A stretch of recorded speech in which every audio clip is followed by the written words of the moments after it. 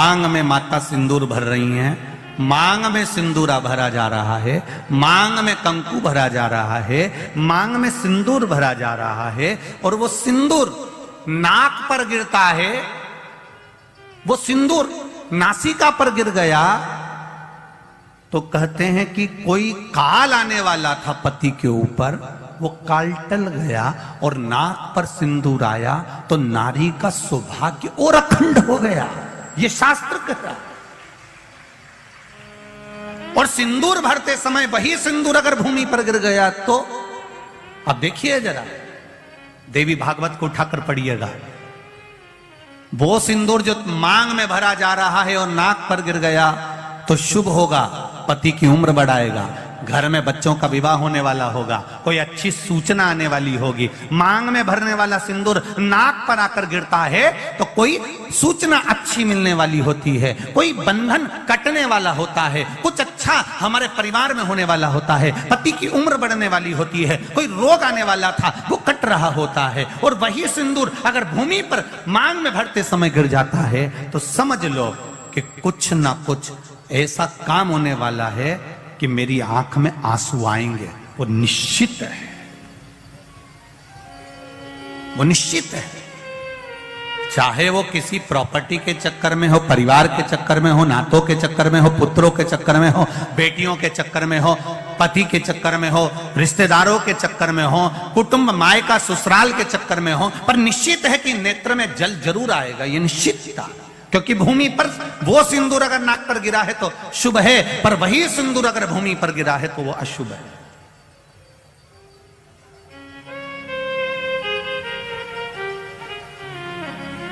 बहुत ध्यान देना जरा, प्रसाद शिव महापुराण की कथा चल रही है।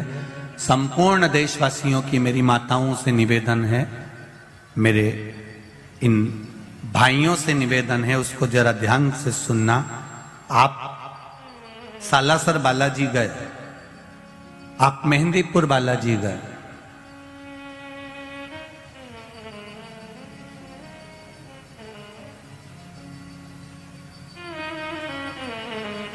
आप पावागढ़ की माता पर गए, आप किसी देवी मंदिर में दर्शन करने के लिए गए,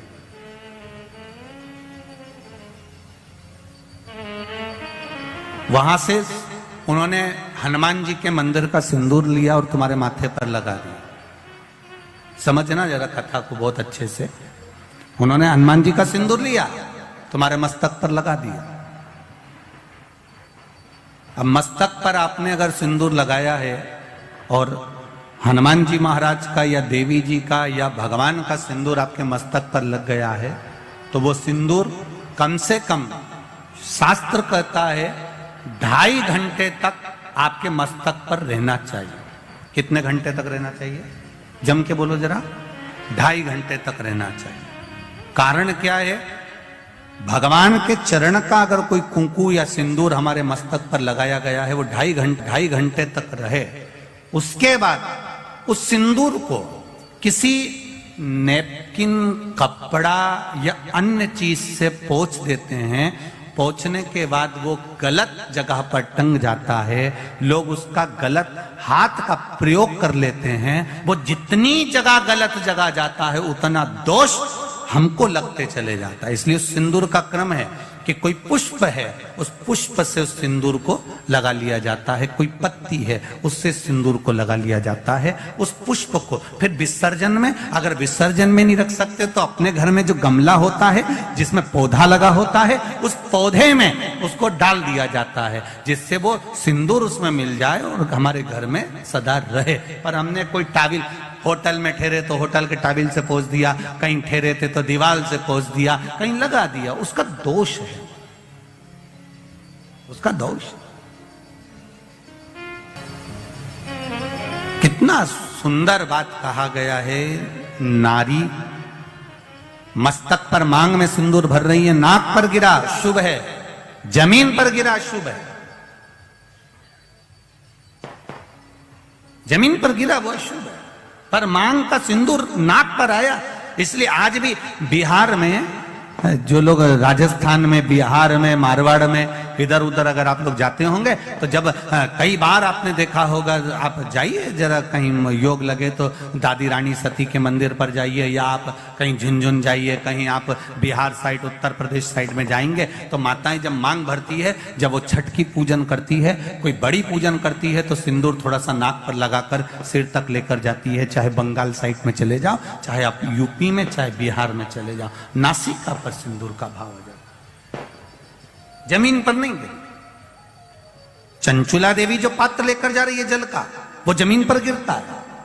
चंचुला देवी दूसरा पात्र उठाती है, फिर भगवान के मंदिर में पूजन करने जाती है। आपने उठा लिया, बाल्टी में से पानी भरा, कई लोग शंकर जी के मंदिर में पानी चढ़ाने की जल्दीबाजी होती है तो बाल्टी में से पानी उठाया, पानी भरा, इतने में डालने जा रहे थे और बाल्टी में वो लोटा जो है, वो जल का पात्र जो है, कई बार हाथ से फिसल कर बाल्टी में गिर जाता है। मतलब समझो उसके पीछे कोई कारण हो सकता है। पूजन की थाली में लगाया हुआ पानी का पात्र, तुमने थाली ली, कपड़ा ढक दिया, लेकर जा रही थी, वो पानी थाली में लुढ़क गया, कारण क्या है? चंचुला देवी बार बार जल भगवान शिव को समर्पित कर रही है, जल चढ़ाने के लिए जाती, 2-4 दिन अच्छे निकलते, फिर वो पानी हाथ का गिर जाता है। चंचुला देवी के मन में तो कोई भाव प्रकट नहीं हुआ।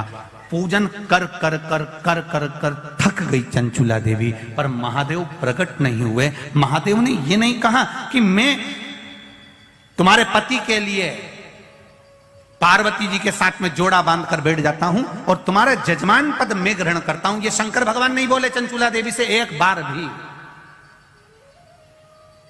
भी नहीं बोला, शब्द ही नहीं बोले। और जब चंचुला देवी बार बार जल चढ़ा रही है, शिव प्रकट नहीं हो रहा है, तब चंचुला देवी के मन में भाव जागृत हुआ तो तुमरुका जी के पास में गई। बाबा तुमरुका जी के चरणों में जाकर निवेदन किया,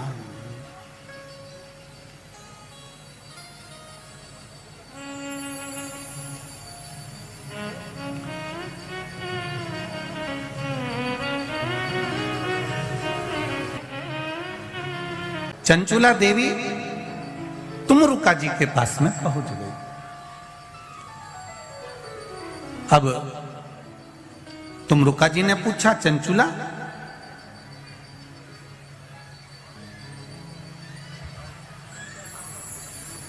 तुम यजमान ढूंढने के लिए गई थी शिव महापुराण के लिए, किसी को जोड़े से बिठाना है, आप ढूंढने गई थी, कोई मिला? चंचुला देवी कहती हैं, मैंने पार्वती जी से पूछकर शिव जी की आराधना करी, भगवान शंकर को जल चढ़ाया, शिव जी की पूजन करी, पर शंकर भगवान प्रसन्न ही नहीं होते, प्रकट ही नहीं होते। कारण क्या है? तुमरुका जी ने कहा, तुम्हारे पूजन करने से शंकर प्रसन्न नहीं हो रहे? नहीं हो रहा। कारण क्या है? पता नहीं।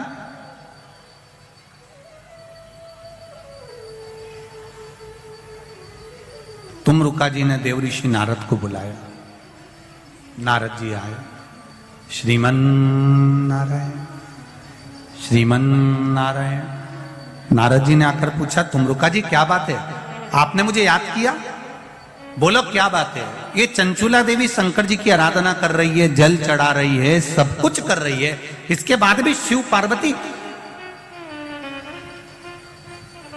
जोड़े से आकर कथा के यजमान क्यों नहीं बनते? कहा, देवऋषि नारद ने कहा कि ये जब जल लेकर जाती है, जल भूमि पर गिर जाता है।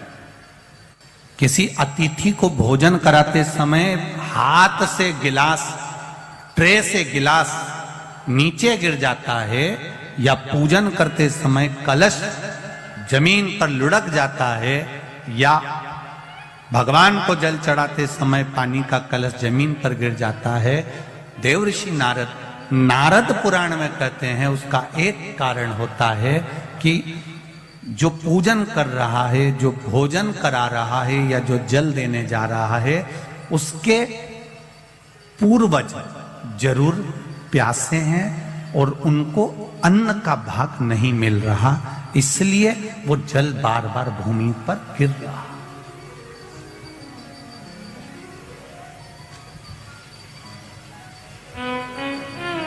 आपके साथ में भी अगर ऐसा होता हो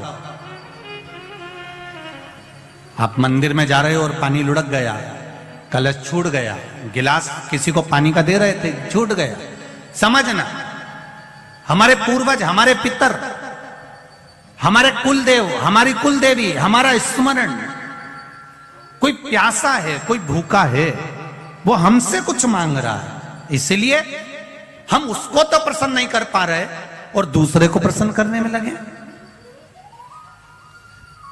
हम कई बार कथा में कहते हैं, आज फिर कह रहे हैं, घर में धर्म पत्नी विराज रही है, घर के अंदर धर्म पत्नी रह रही है, तू कभी भी उससे प्रसन्न होकर बात नहीं करता और ना जाने फोन पर जब भी बात करेगा तो चेहरे पे स्माइल रहती है। बोलो, जितने लोग बैठे हैं जरा ध्यान से बोलना, और जितने लोग कथा टीवी पर सुन रहे हैं, आप घर के व्यक्ति को प्रसन्न नहीं कर पा रहे और दुनिया को प्रसन्न कर लिया तो उसका फल मिल जाएगा। पितृ घर के दुखी, देव घर के दुखी, कुलदेव घर के दुखी, और आप दुनिया को जल दे रहे, उसका लाभ क्या? तो कहा इसका कोई कारण तो जरूर है, इसका कोई तत्व तो जरूर है, इसलिए मेरे शायद ये जल जो है प्रसन्न नहीं हो रहे हैं। उसका कारण क्या हो सकता है? तो कहा इसीलिए प्रसन्न नहीं।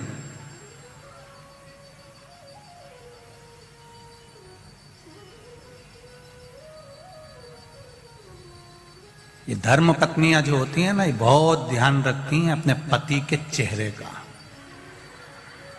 ये केवल करवा चौथ पे चेहरा नहीं देखती है। तो इस अंदाजे में मत रहना कि करवा चौथ पे अकेले वह चलनी में मुंह देख लिया। ये वो करवा चौथ पे जो मुंह देखती हैं, उस स्माइल को बाकी के दिन की स्माइल से मैच करती रहती है पूरे साल।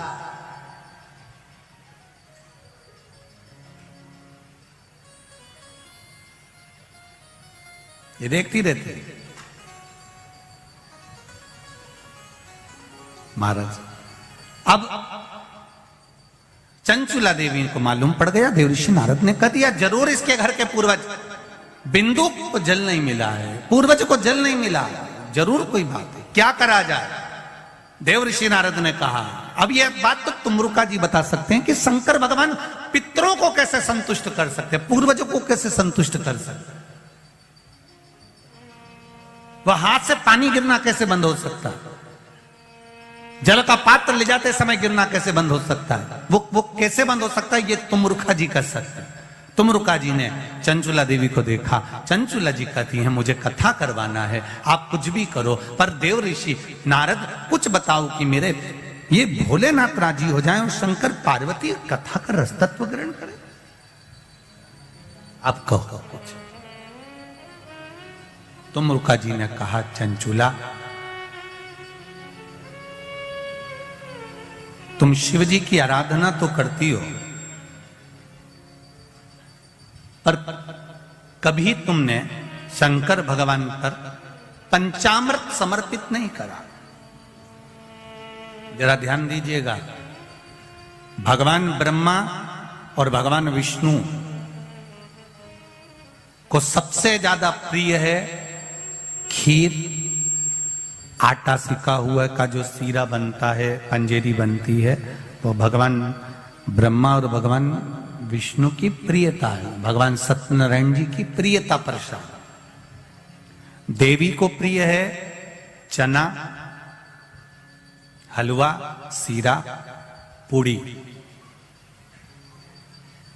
सरस्वती जी को, राम जी को, दत्त को, भगवान नारायण को प्रिय है केसरिया भात।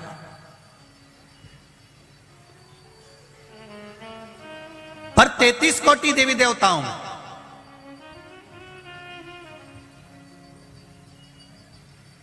केवल एक भगवान देवाधिदेव महादेव ऐसे हैं जिनकी प्रियता केवल बेलपत्र और पंचामृत। अब जरा अच्छे से समझ जाना, बहुत ध्यान लगाकर सुनना, बेलपत्र और पंचामृत है। तो कहा पंचामृत तो स्नान के काम आता है भगवान को, दही चढ़ाओ, पंडित जी बोलते हैं दूध चढ़ाओ, शहद चढ़ाओ, शक्कर चढ़ाओ, दूध चढ़ाया, जल चढ़ाया, गंगा जल चढ़ाया, ये सब तो हम भगवान के स्नान में काम लेते हैं। नहीं, अगर आप शिव जी को एक कटोरी में पंचामृत बनाकर ले जाते हैं, दूध, दही, शहद, घी, शक्कर, ये सब मिलाकर यदि आप लेकर जाते हैं और ले जाकर भगवान शंकर के सामने समर्पित करते हैं, एक बेलपत्री अशोक सुंदरी, अभी तक आपने जो बेलपत्री चढ़ाई है अशोक सुंदरी के ऊपर, डंडी का मुख जहां से पानी बहता है उस ओर रखा जाता है। पर जब हमें ऐसा लग रहा है कि हमारे पितृ भूखे हैं या हमारे पूर्वज प्यासे हैं या उनको भाग नहीं मिल रहा, इसलिए मेरा कोई काम नहीं हो रहा, इसलिए शिव राजी नहीं हो रहा है, तो ये बेलपत्री के भाग को बदल दिया जाता है। ये बेलपत्री अशोक सुंदरी की जगह पर जब चढ़ाया जाता है तो ये पत्ती का जो भाग है जहां से पानी बहता है उस ओर रखा जाता है, और ये डंडी का भाग शिवलिंग की ओर रखा जाता है। और यहीं पर भगवान शंकर को जो तुम पंचामृत बनाकर लेकर गए हो वो पंचामृत चढ़ाया जाता है, और वही पंचामृत थोड़ा सा शिवलिंग पर चढ़ा दिया जाता है। उसके बाद में पितृ पूर्वज जल की आस नहीं रखते, न भोजन की आस रखते हैं, क्योंकि शंकर उनको तृप्त कर देते हैं, शिव उनको पूर्ण कर देते हैं।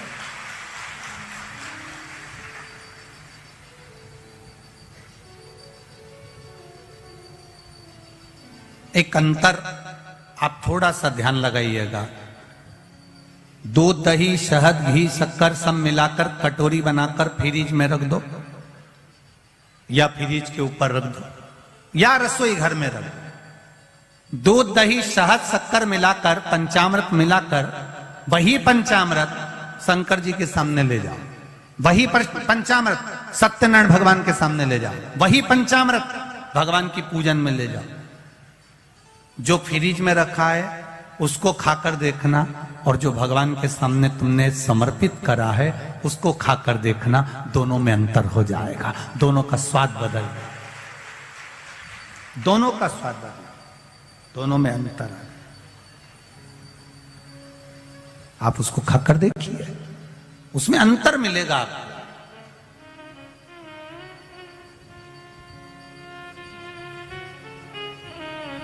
मेरे नारायण के सामने पहुंचा तो भी वो प्रसाद, मेरे ब्रह्मा जी के सामने पहुंचा तो भी वो प्रसाद, माता रानी के सामने पहुंचा तो भी वो प्रसाद है, सत्यनारायण भगवान के सामने पहुंचा तो भी वो प्रसाद है। पर दूध, दही, शहद, शक्कर, पंचामृत जो बना हुआ मेरे देवाधिदेव महादेव के सामने पहुंचा, वो केवल प्रसाद नहीं है, वो औषधि निर्मित हो जाती है, और उस औषधि से शरीर के ना जाने कितने रोग समाप्त हो जाते हैं। मात्र औषधि रोग मिटाने। कितना सुंदर कहा है प्रसाद का महत्व समझाते हुए हमारे संत, हमारे साधुजन, हमारे गुरुजन कहते हैं, एक बार जगन्नाथपुरी में दुनिया का सबसे ज्यादा भंडारा भोजन प्रसाद, सबसे ज्यादा जगन्नाथ का भात, जगत पसारे हाथ, जगदीश में, जगन्नाथ जी में। एक बार माता लक्ष्मी जी के मन में आया कि मैं जगन्नाथपुरी में, भगवान नारायण से पूछा, मैं आई हूं जगन्नाथपुरी में, जगदीश में, प्रभु आप अपनी बहन के साथ हो, आप बलभद्र जी के साथ में हो, आप स्वयं बैठे हो, मैं रुक्मणी, मेरे साथ आप नहीं हो। भगवान ने कहा, रुक्मणी तू जगन्नाथपुरी में रहे, आराम से प्रसाद का निर्माण कर, और प्रसाद बनाकर तू मुझे पवा। भोजन बनाने का काम माता रुक्मणी जी को दे दिया गया, माता लक्ष्मी जी को भोजन बनाने का काम दिया। जगन्नाथपुरी में आज भी जो पंडा होन, रसोईया होन, जो जगन्नाथ जी का भात बनाते हैं, भोजन बनाते हैं, प्रसाद बनाते हैं, आज भी आप उनसे पूछेंगे तो वो यही कहेंगे कि हम भगवान जगन्नाथ जी की अर्धांगिनी हैं।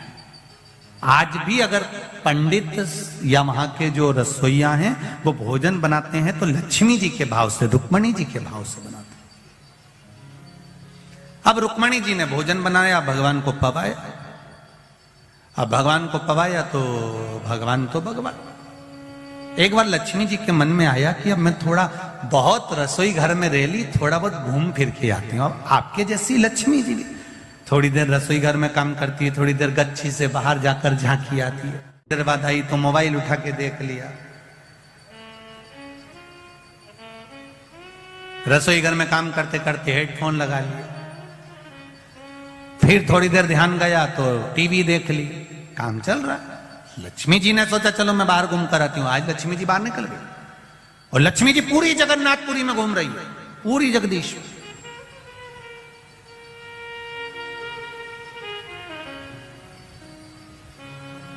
सुबह का समय था, लक्ष्मी जी ने कहा आज मैं ब्रह्म मुहूर्त में जाकर देखती हूं कि किसके द्वार सजे हैं भगवान जगदीश के लिए, किसकी यहां प्रसन्नता हो रही है भगवान जगन्नाथ जी के लिए, कौन आदर कर रहा है, जरा मैं जाकर देखती हूं। अब लक्ष्मी मैया जो चली, पंडाओं के यहां पहुंची तो पंडा हूं तो आराम से सो रहे थे, दूसरों के यहां गई तो वो दूसरे भी आराम से सो रहे थे।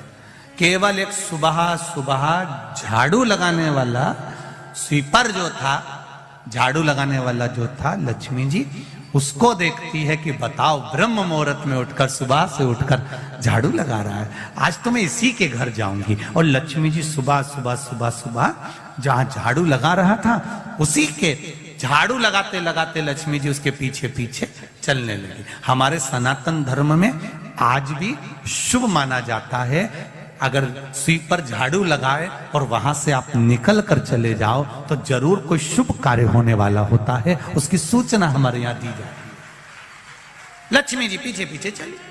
अब स्वीपर जो झाड़ू लगा रहा था, सेवक जो झाड़ू लगा रहा था, लक्ष्मी जी उसके घर पहुंच गई। घर के बाहर देखा तो उसकी पत्नी ने 2 कलश सजा कर रखे थे, दिया लगा कर रखा था। अंदर जाकर लक्ष्मी जी ने देखा तो चावल तैयार हो रहे थे, पकवान तैयार हो रहा था। सब देखकर लक्ष्मी जी प्रसन्न हो गई। लक्ष्मी जी के मन में आया आज तो मैं रोज भगवान को भोजन कराती थी, पर आज मेरा मन करता है कि मैं इसके घर में खाकर जाऊं।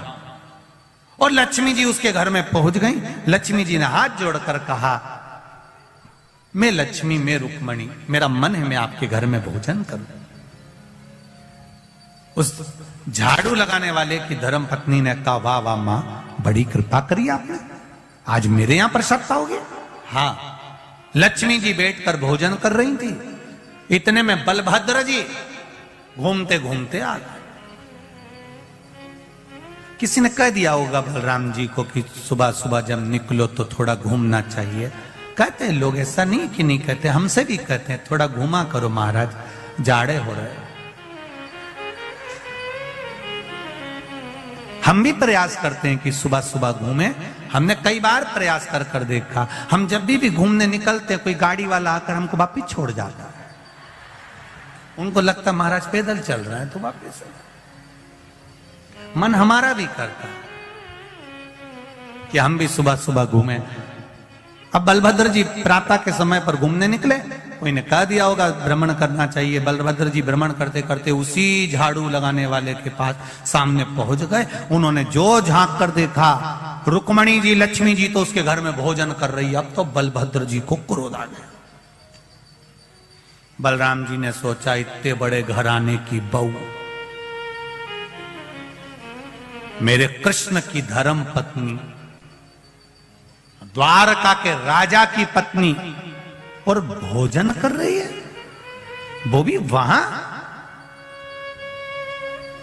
बलभद्र जी को क्रोध आ गया, वापिस आ गए। रुक्मणी जी अंदर गई, भोजन बना के लाई। ले आओ जगन्नाथ, पाओ जगन्नाथ। सबसे पहले थाली बलभद्र जी की लगी। बलभद्र जी ने कहा मेरा पेट भरा है, मुझे नहीं खाना।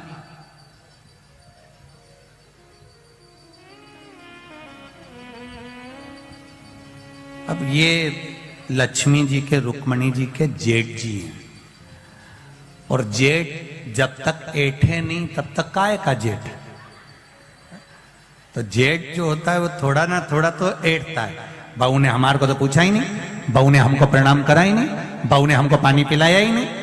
अब रुक्मणी जी ने सबसे पहली थाली बलभद्र जी की रखी, बलभद्र जी ने नहीं खाया। भगवान कृष्ण बैठे रोटी का टुकड़ा तोड़ने लगे। उन्होंने देखा मेरा भाई भोजन नहीं कर रहा, क्यों नहीं कर रहा?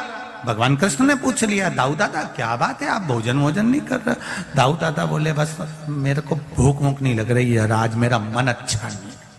अब इनके क्या मालूम कि बहू को देख लिया था शॉपिंग मॉल में। अब इनको क्या मालूम कि ये भोजन क्यों नहीं कर रहा है। कई कई जेठ हो उनका तो मुंडा, जब भी देखो तब खुला। मेरे बहू पूछती भी है, लाओ मैं पानी ला दूं। भाई ने भी पूछा, चाय मंगवा दूं क्या? नहीं, मेरे को पीना ही नहीं, मेरे को नहीं पीना। लाओ। भगवान कृष्ण ने पूछा, दाऊ दादा सबसे पहले भोजन आप करते हो, अरे आपको भूख नहीं लग रही? नहीं, मेरे को भूख नहीं लग रही, मैं भोजन नहीं कर, और इसके हाथ का तो बिल्कुल ही नहीं करूंगा। अब तो कन्हैया को संकट पड़ गई। कन्हैया ने सोचा जरूर कोई बात है, जरूर कोई भूख।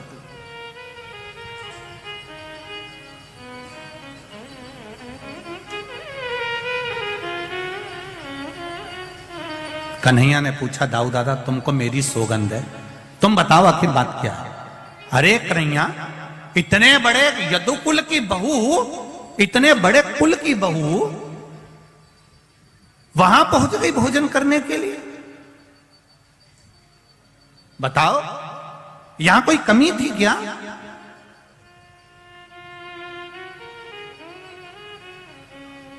दाऊ दादा मैं भोजन नहीं करूंगा। भगवान कृष्ण से कहा, रुक्मणी जी ने, आप तो भोजन कर लो। भगवान कृष्ण कहा, मुझे भी भोजन नहीं करना।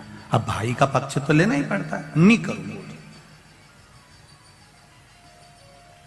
रुक्मणी जी ने कहा, ठीक है करो। दोनों की थाली उठा के साइड में धर ले।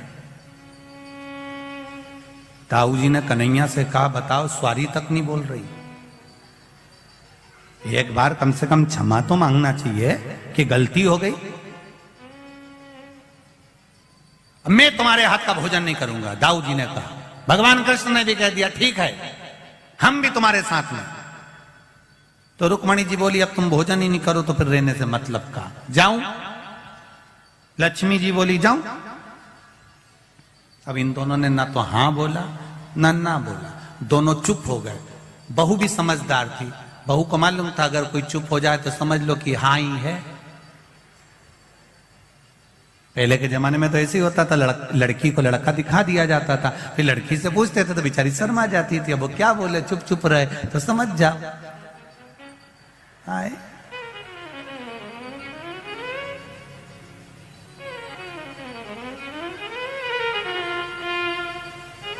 वो तो कहीं कहीं अगर दिक्कत आ जाती है। एक जैसे एक जगह एक नई लड़की की शादी हुई और बेचारा पति को पहली बार लड़की को लिवाने के लिए, बहू को लिवाने के लिए ससुराल आ गया। तो उसने कहा चलो, अब पत्नी ने सिखा दिया था, देखो तुम मेरे घर आओ ना तो थोड़े से अच्छे से आना, ऐसे तुम्हें ना हर कभी खेत खलियान जैसे इधर उधर घूमते रहते, ऐसे मत आ जा, थोड़ा मर्यादा से आना। और बहुत घर के लोग सब पढ़े लिखे, उन्होंने कहा तू चिंता मत कर, मैं भी उनसे ज्यादा पढ़ा लिखा हूं। चले गया ससुराल गया तो उन्होंने थाली लगाई भोजन की, उसमें पूड़ी रख दी, पूड़ी रखी तो उन्होंने खाना चालू करा। उसमें अब इतनी सी पूड़ी तो उसके पति को लगा इतनी सी कई काम की, उन्हें एक ही में भर ली। अब एक ही में जो भरी तो इतने में पत्नी ने भी तुरंत हाथ जोड़कर धीरे धीरे कहा, इशारा करके, मतलब दो टुकड़े तो कर लो पूड़ी के। अब इसको लगा कि पत्नी बोल रही है एक की जगह दो दो खाओ। इसने दो पूड़ी एक इस हाथ में एक इस हाथ में, दोनों उठा के मुंह में फिर उठाई इसने। तो पत्नी को लगा गजब का पति मिला, इसने तुरंत अपने हाथ को माथे पे ठोका। ये भी समझ गया अब पूड़ी जब भी खाना है तो उसको उठा के पहले माथे से लगाना फिर खाना। उसने वही करना प्रारंभ करा। अब इसको समझ। लक्ष्मी जी बोल रही हैं जाऊं, भगवान ना हाँ बोले ना बोले। लक्ष्मी जी उठी, जब मेरा काम ही नहीं है तो मतलब क्या, जा रही मैं तो। पत्नी भोजन बनाए और पति के लिए बनाए और पति नखरे करे कि खाए नहीं, मेरे को तो खाना ही नहीं खाना, तो फिर उसने भी कह दिया मत खाओ, ये पड़ा, मैं तो ये चली गई। वो लक्ष्मी जी ने फिर कहा सुन लो मैं जा रही हूं।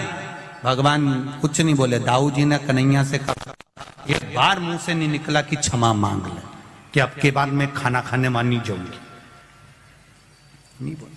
लक्ष्मी जी चली।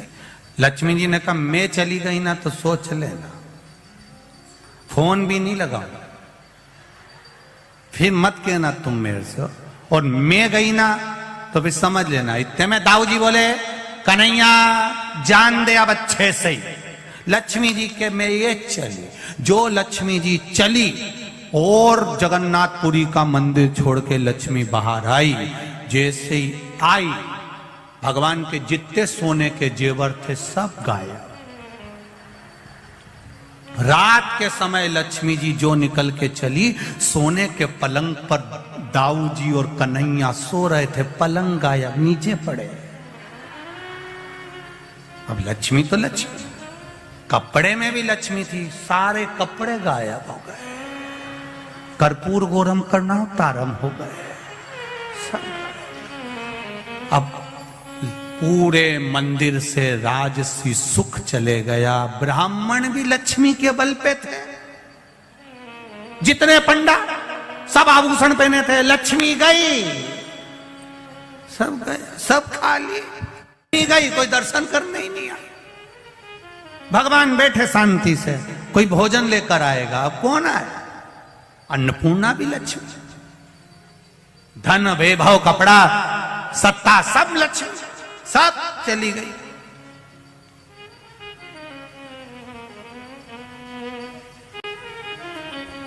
दाऊ जी ने कन्हैया से कहा बड़ी बुरी हालत हो गई रे।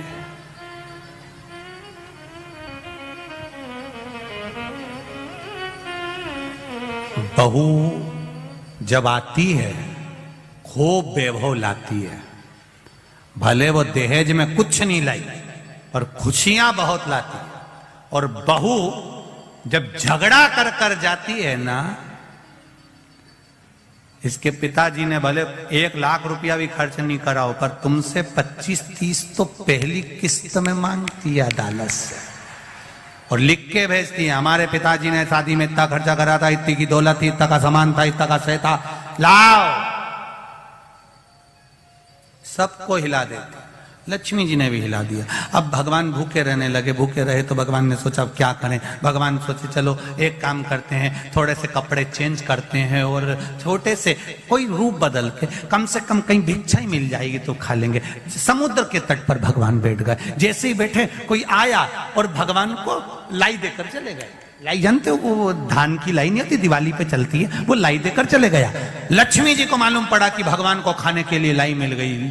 लक्ष्मी जी ने पवन देव को बुलाया, समुद्र की लहर में से ऐसी हवा फेंको कि इनके पल्लू में जो बंधा हो सब हवा में उड़ जाए। अब पवन देव ने भी सोचा है इनकी मानना जरूरी है। तुरंत उन्होंने हवा चलाई, लाई गया, परमल गायब। दाऊ जी ने कन्हैया से कहा ये जरूर लक्ष्मी ने करा होगा। भगवान बोले अब क्या कर सकते हैं।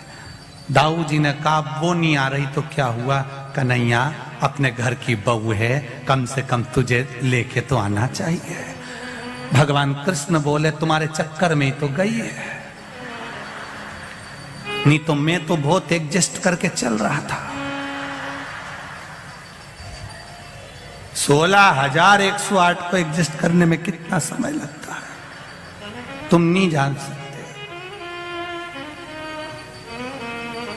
सबको संभाल के चल रहा, परंतु अब जा लेकर आ उसको। ढूंढेंगे कहां पर, ढूंढो उसको, कहां गई, सब दूर ढूंढा। दाऊ जी ने कहा मुझे मालूम है कहां मिलेगी, वहीं झाड़ू लगाने वाले को वहीं मिलेगी। लक्ष्मी जी वहीं बैठी थी अंदर। कन्हैया पहुंच गए रूप रखकर, भिक्षाम दे, भूख लगी। अंदर से आवाज आई, ले ओ बाबा। अंदर से लक्ष्मी जी ने आवाज लगा कर कहा नहीं रुको, दोनों को अंदर बुलाओ, दोनों को बिठाकर भोजन कराओ। आज भरपेट भोजन जब दाऊ जी और कन्हैया करने के लिए बैठे, दाऊ जी ने जो रोटी का टुकड़ा मुंह में लिया, चावल खाना प्रारंभ करा, दाऊ जी ने कन्हैया को कोनी मारकर कहा, ऐसा लग रहा है जैसे बहू भोजन बनाती थी ना, वही की वही स्वाद है। कन्हैया बोले, अब अंदर जा भी नहीं सकते, देख भी नहीं सकते कि भोजन किसने बनाया है, फिर भी मुझे लग तो वही रहा है कि उसी ने बनाया है, अंदर बैठी बना रही होगी। जो कन्हैया ने अंदर झांका, झांक कर क्या देखा कि वो झाड़ू लगाने वाले के यहाँ रोटी मेरी महारानी लक्ष्मी बना रही थी, प्रेम से, प्रेम बस। कन्हैया ने कहा, लक्ष्मी तुम चलोगी नहीं? लक्ष्मी जी ने कहा, चलूंगी तो सही, पर मेरे कुछ वचन हैं वो आपको याद रखना पड़ेगा, कुछ नियम है उसको आपको याद रखना पड़ेगा, कुछ शर्त है, तब मैं कंप्रोमाइज करूंगी। छोरा छोरी का जब कंप्रोमाइज होता है तो शर्त पर होता है। क्या शर्त है? पहला शर्त, इस प्रवास क्षेत्र को, इस पूरे क्षेत्र को जहां जगन्नाथ जी निवास करते हैं, इसको मेरे नाम से जाना जाए, श्री क्षेत्र कहा जाए। भगवान ने कह दिया, आज से जगन्नाथपुरी को श्री क्षेत्र कहा जाएगा। दूसरा वर, आपके यहां पर मंदिर में जब प्रसाद आए तो उसमें जात बिरादरी का, वर्ण का कोई भेद ना हो, कोई सेठ भी है और कोई गरीब भी है, कोई ब्राह्मण भी है, कोई क्षत्रिय भी है, कोई शूद्र भी है, कोई वैश्य भी है, एक जगह पर बैठकर भोजन पाए, यहां वर्ण विभाजन ना हो। उस प्रसाद और तीसरा वर जो जगन्नाथपुरी में मांगा गया, उस प्रसाद के तत्व को जानने का प्रयास करिएगा। लक्ष्मी जी ने तीसरा वर मांगा, हे जगन्नाथ जी, बलभद्र जी, आप वर दीजिए, आप वर दीजिए। जब जगन्नाथपुरी में जो भोजन का निर्माण होगा, उस भोजन के निर्माण में जो पात्र बनाया जाएगा और जिस पात्र में भोजन बनेगा, उस पात्र के भोजन को आपको अमृत करना पड़ेगा, अर्थात रोग से मुक्त करने वाला भोजन बनाना पड़ेगा। भगवान कृष्ण ने वर दे दिया। जगन्नाथपुरी में जब जब जगन्नाथ का भोजन तैयार होगा, तब तब उस जगन्नाथ के भोजन को जो ग्रहण करेगा, उसके आधे से ज्यादा रोग जगन्नाथ जी समाप्त कर देंगे। उस प्रसाद की महत्वता को, उस प्रसाद की मूलता को जानिए। वो प्रसाद की महत्वता कितनी होगी, वो प्रसाद की मूलता कितनी होगी। शिव महापुराण की कथा कहती है, भगवान ब्रह्मा जी भी इस मूल तत्व को नहीं जान पाते हैं। भगवान ब्रह्मदेव भी बार बार भगवान शंकर के पास में जाते हैं, पर भगवान शंकर को पहचान नहीं पाते हैं। तब स्वयं काल भैरव ने आकर ब्रह्मा जी का जब सिर काटा, और वो सिर जब लुढ़कता हुआ गया, जिससे कर्मनाशा नदी प्रकट हो गई, जब ब्रह्मा जी का मस्तक बट का वृक्ष बन गया और बड़ का पेड़ बनकर जब निर्मित हो गया, तब जाकर उस बट वृक्ष के रूप में ब्रह्मा जी जब प्रकट हो गए, तब बट वृक्ष के नीचे जब ब्रह्मा जी प्रकट हुए और शंकर भगवान पर लोग जल चढ़ाने के लिए आते, कुछ रख कर जाते, तो भगवान उस बट वृक्ष के रूप में ब्रह्मा जी उस प्रसाद को ग्रहण करते। तब जान पड़ा कि प्रसाद का मूल तत्व क्या हुआ है, तब उसको पहचान पाए हैं। और आपका तो ये बड़ोदरा क्षेत्र, आपका ये बड़ोदरा जो क्षेत्र है, इसका नाम ही बट वृक्ष से बना हुआ है, क्योंकि यहां पूरे बड़ौदा में ज्यादा अगर वृक्ष थे तो काय के थे, जम के बोलो जरा, बड़ के वृक्ष थे, सबसे ज्यादा बट वृक्ष थे, बड़ के वृक्ष। वो बड़ के वृक्ष के कारण ही इसका नाम बड़ोदरा रखा गया था, बट वृक्ष का। और मैं तो निवेदन करना चाहूंगा सभी संस्कारित। शिव कथा कर रही है। पूरे बड़ोदरा में बटवृक्ष ही बटवृक्ष थे। भगवान ब्रह्मा जी का जो कटा हुआ सिर है, उस शीश से, भगवान ब्रह्मा जी का शीश से बड़ का पेड़ उत्पन्न हुआ। उस बट वृक्ष की भी मूलता हमारे यहाँ शिव महापुराण की कथा करती है। जब घर में अधिक मात्रा में क्लेश होता है, बहुत ज्यादा मात्रा में, कहीं पति पत्नी का तलाक चल रहा है, केस चल रहा है, भाई भाई में लड़ाई चल रही है, बहनों में लड़ाई चल रही है, परिवार में अगर क्लेश चल रहा है, तो हमारे यहाँ बटकेश्वर महादेव का पूजन किया जाता है। कौन से महादेव? जम के बोलो जरा। बटकेश्वर महादेव। अब बटकेश्वर महादेव के लिए आप शंकर भगवान को ढूंढने नहीं जाना है, आपको केवल बड़ के पेड़ के नीचे जाना है और जो मट्टी का ढेला पड़ा हो, उसी मट्टी के ढेले पर आप केवल एक लोटा जल चढ़ाकर आ जाइए। वो बटकेश्वर महादेव का फल, पूजन का फल हमें प्राप्त हो जाता है। देखिए पूजन एक पत्र है।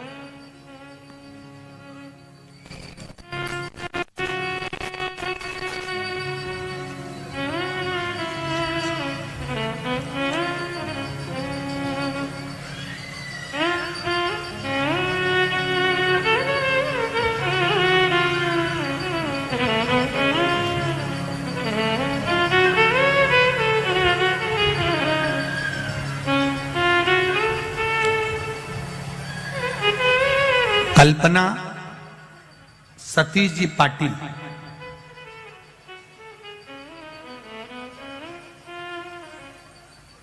कहीं बैठी हो तो जरूर हाथ हिलाइएगा। कल्पना सतीश जी पाटिल। हमने मकान के लिए 3 साल से फॉर्म भरा हुआ था, जो मिल नहीं रहा था। एक दिन मेरी बहन के यहां गई और तब मेरी बहन ने कहा कि 1 लोटा जल सारी समस्या का हल। शिव जी को चढ़ाना प्रारंभ करो। बाबा की कृपा से गुरुदेव, मेरा 3 महीने भी बाबा ने नहीं लगने दिया और मेरा मकान मुझे बाबा ने दे दिया। मैं शिव जी को प्रणाम करने आई हूं। कल्पना सतीश जी पाटिल। एक पत्र बड़ा सुंदर है, ये भी देख लीजिए। ये अभी का पत्र बड़ा भाव से लिखा हुआ।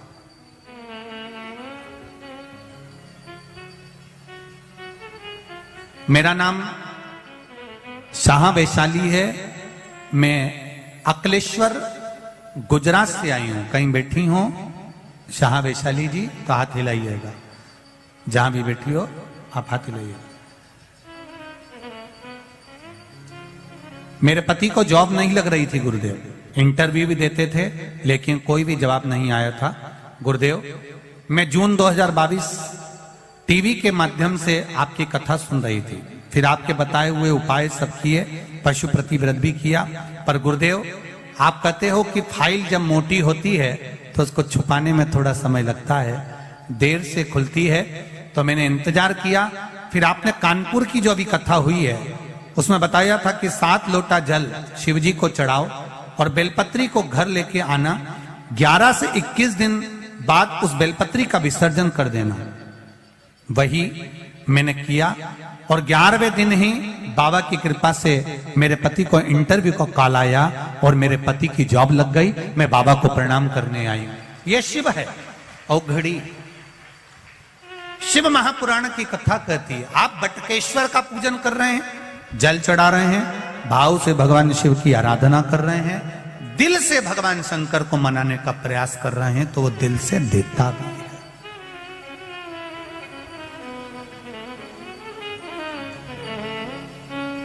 थोड़ा ध्यान दीजिएगा। भगवान शिव के मंदिर में जब भी प्रसाद चढ़ाएं,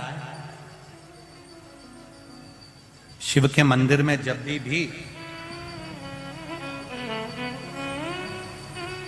आप कोई सामग्री लेकर जाएं, या तो सामग्री में बेलपत्री डाल दें, और अगर बेलपत्री नहीं डालें तो उस बेलपत्री के केसे, उस सामग्री के केसे भी 3 हिस्से कर दें।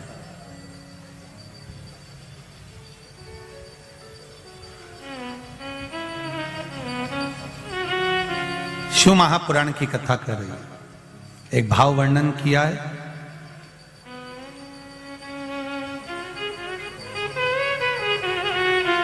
जब केवल एक ही तरह का प्रसाद, एक ही पात्र में हम भगवान के शंकर जी के सामने रखे और उसमें हमने बेलपत्री नहीं रखी, या उसको हमने हाथ से 3 हिस्से नहीं करे, या थोड़ा सा भाग हमने अलग नहीं करा, तो उसमें महाराज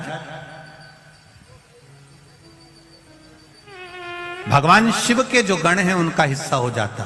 पहला चंदेश्वर का, दूसरा चंदाशु का, तीसरा चंडाली का, चौथा विश्वसेन का, और 5वां चंड का हिस्सा उस प्रसाद में हो जाता। शिव महापुराण की कथा कर रही है, भगवान शंकर का चरित्र कह रहा है कि भगवान शिव के सामने जो भी हम भगवान के सामने प्रसाद रखें उसमें बेलपत्र अवश्य चढ़ना चाहिए, या थोड़ा सा भाग में अंतर कर देना चाहिए। जैसे आप भगवान शंकर के सामने रखें, आपने चिरौंजी रखी, चना रखा, चूरमा रखा, या कोई दही का पंचामृत रखा, उसमें भी आप एक बेलपत्र समर्पित कर सकते हैं। क्यों? बेलपत्र उसमें डाल देने से या भाग विभाजन कर देने से भगवान शंकर के गणों का जो हिस्सा है वो हिस्सा नहीं रहता, फिर आप उसको ले जाकर अपने भाग के अनुसार उसको प्रयोग में ले सकते हैं, आप उसको पा सकते हैं। अब और अच्छे से समझ लीजिए, प्रसाद शिव जी का प्रसाद और अन्य प्रसाद में एक अंतर रहता है कि शंकर भगवान के प्रसाद को आप नहीं भी पाते हैं तो केवल अगर दर्शन मात्र कर लेते हैं तो भी ना जाने करोड़ों करोड़ों पाप हमारे जीवन के समाप्त हो जाते हैं, केवल दर्शन मात्र, केवल मात्र दर्शन।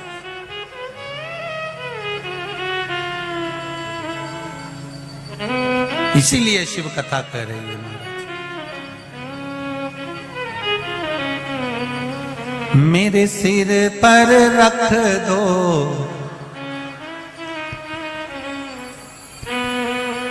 गाओ गाओ जरा,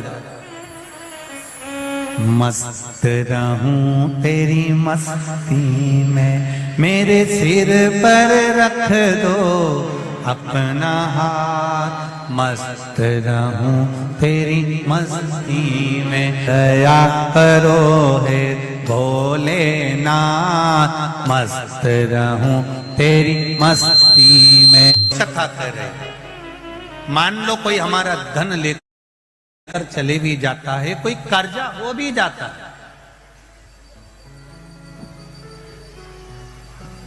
तो मात्र बटकेश्वर महादेव का शिवलिंग का पूजन करने से ही हमारा सब कार्य सफल हो। कौन से महादेव? सब बोलो जरा, दोनों तीनों पंडाल वाले। बटकेश्वर महादेव।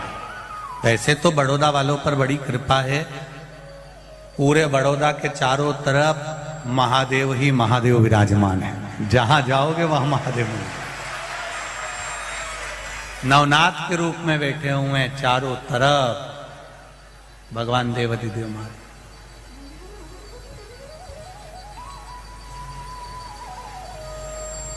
कुछ तो कृपा है शंकर जी की बड़ोदरा वालों पर, जो शंकर जी इनको गोदी में लेकर बैठे हुए हैं और चारों तरफ महादेव बैठे हुए हैं। कुछ तो कृपा बड़ोदरा वालों पर शिव जी की है, करुणा है, कुछ तो कृपा। और बची कुची थी तो ये शिव महापुराण की कथा मिल गई, भगवान शिव की दया उदारता मिल गई। शिव कथा कह रहे हैं, भगवान देवाधिदेव महादेव का संवाद कर रहा है। भगवान ब्रह्मा जी को भगवान शिव ने अर्धनारीश्वर स्वरूप का दर्शन दिया। भगवान शंकर जब ब्रह्मा जी अपनी चित्त से भटक रहे थे तो चित्त को स्थिर करने के लिए, मन को स्थिर करने के लिए अर्धनारीश्वर का ब्रह्मदेव को जब दर्शन दिया, महाराज ब्रह्मा विष्णु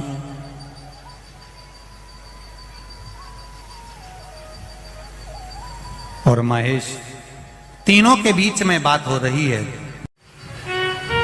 पर कहीं हमारा दिल कहता है कथा उसने कराई है तो वो बैठकर सुन भी रहा है, निश्चित है, निश्चित है। और केवल कथा करवाकर अपना ही नहीं, ना जाने कितनों को बल देकर जा रहा है, कितनों को बल प्रदान कर रहा है कि शंकर भगवान की भक्ति में।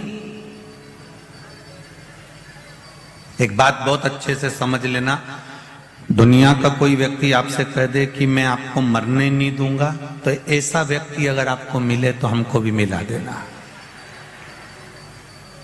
मैं तुमको ऐसी पुड़िया दे दूंगा, ऐसा सामान दे दूंगा, ऐसी चीज दे दूंगा कि तुम मरोगे ही नहीं।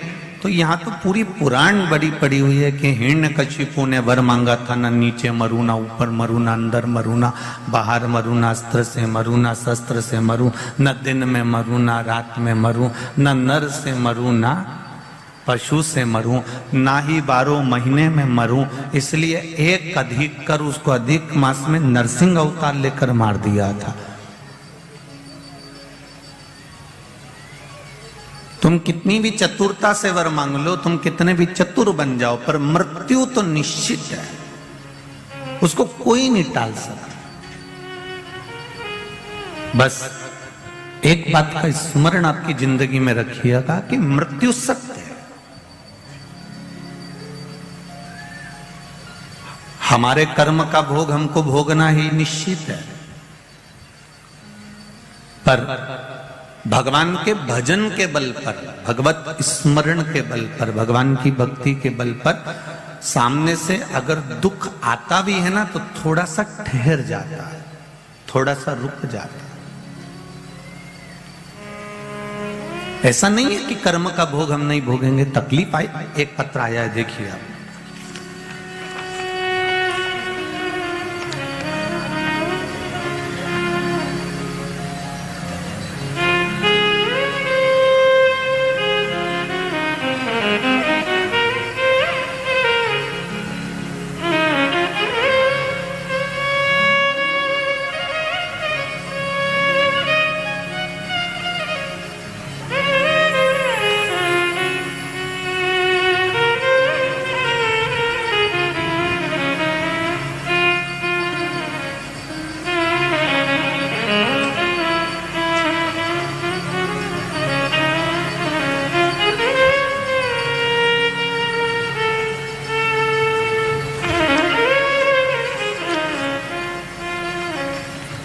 डाली भटनागर कहीं बैठी हो, ये आपका पत्र हमारे हाथ में है। डाली भटनागर कहीं बैठी हो तो हाथ हिलाइएगा।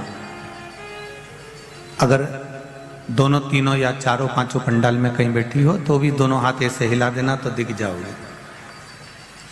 और कैमरे वालों से दिख गई क्या? ठीक है, उस पंडाल में है। कैमरे वालों से निवेदन है कि उस पंडाल में भी आप कैमरे से उस बेटी का अवश्य दर्शन कराएं। डॉली भटनागर।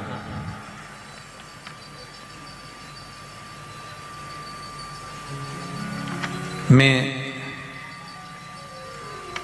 रतलाम मध्य प्रदेश की रहने वाली हूं। मेरी 2 बेटियां हैं, दोनों के उज्जवल भविष्य की कामना करती हूं। गुरुदेव, मेरे पति को 3री स्टेज का कैंसर हुआ 2017 में, उनका फोटो भी लगा रही हूं। जिनने जो LED पर देख रहे हो, आस्था चैनल पर देख रहे हो, फेसबुक यूट्यूब पर देख रहे हो, वो भी देख सकते हैं। 3री स्टेज का कैंसर हुआ 2017 में। 30 कीमो हुए, 30 रेडिएशन हुए बॉम्बे टाटा मेमोरियल हॉस्पिटल में।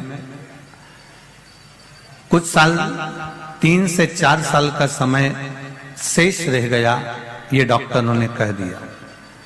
डॉक्टरों ने कहा इससे ज्यादा इनकी उम्र नहीं है और आप इनको ले जा सकते हो।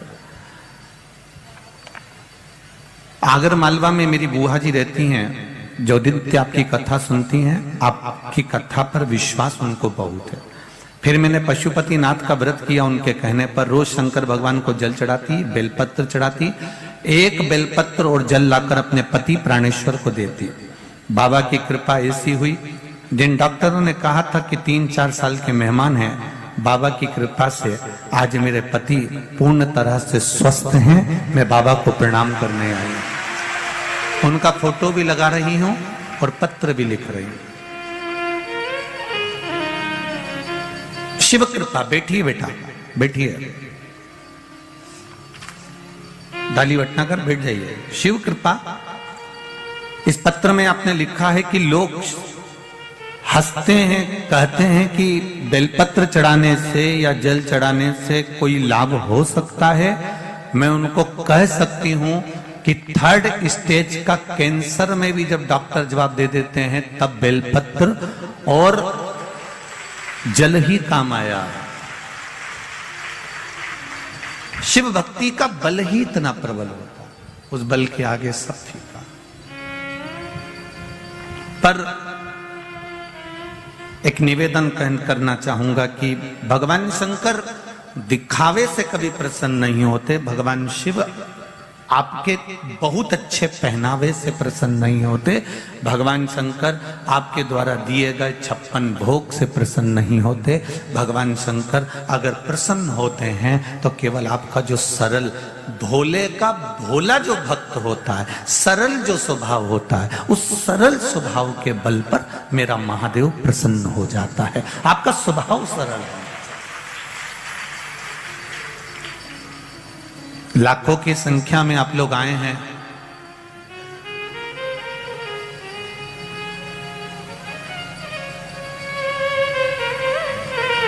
जैसे भगवान के सामने शुद्ध घी का दिया लगाया जाता है कि घी का दिया लगाओ पर शुद्ध घी का लगाओ। शुद्ध घी से मतलब है कि आपका स्वभाव भी शुद्ध होना चाहिए। निर्मल मन सो मोहि पावा। आपका स्वभाव अगर निर्मल है, शुद्ध है, तो परमात्मा मिलेगा जरूर, ये निश्चित है। परमात्मा को मिलने में देरी नहीं होगी। आपका स्वभाव जितना निर्मल होगा भगवान उतनी जल्दी प्राप्त होगा। आपके भोलेपन से मेरा भोला मिल जाता।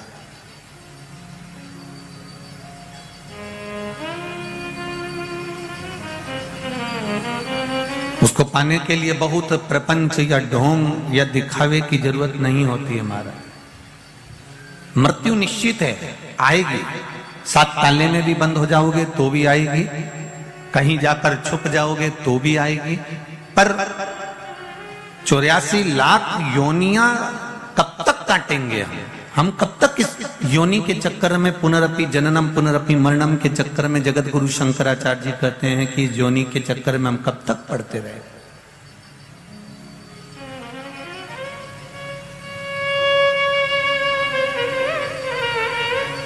हम इन योनियों के चक्कर में कब तक पढ़ेंगे। कभी तो एक मंजिल तक हमको पहुंचना है, एक द्वार तक हमको पहुंचना है, एक चौखट तक हमको पहुंचना है।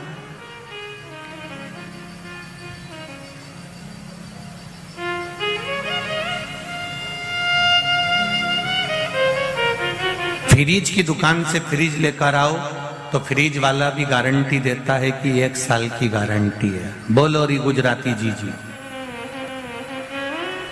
बोलो री बड़ोदरा वाली, सही है कि गलत है?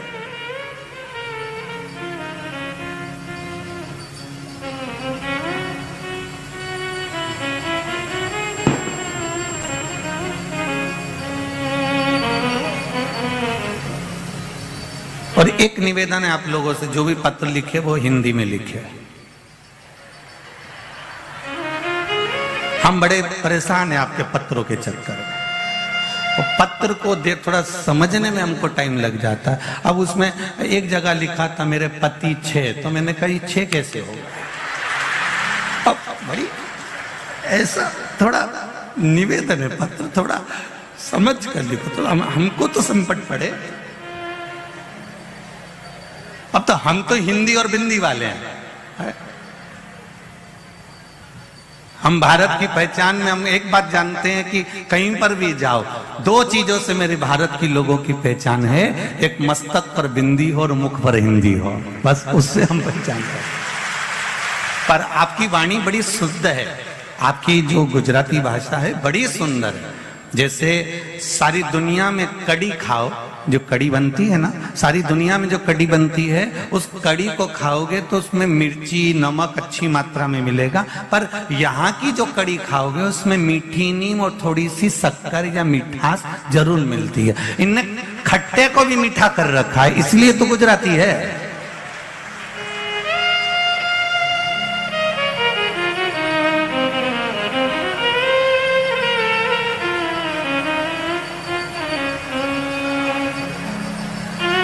यहां जो प्राप्त हुआ वो मिष्ठान ही है।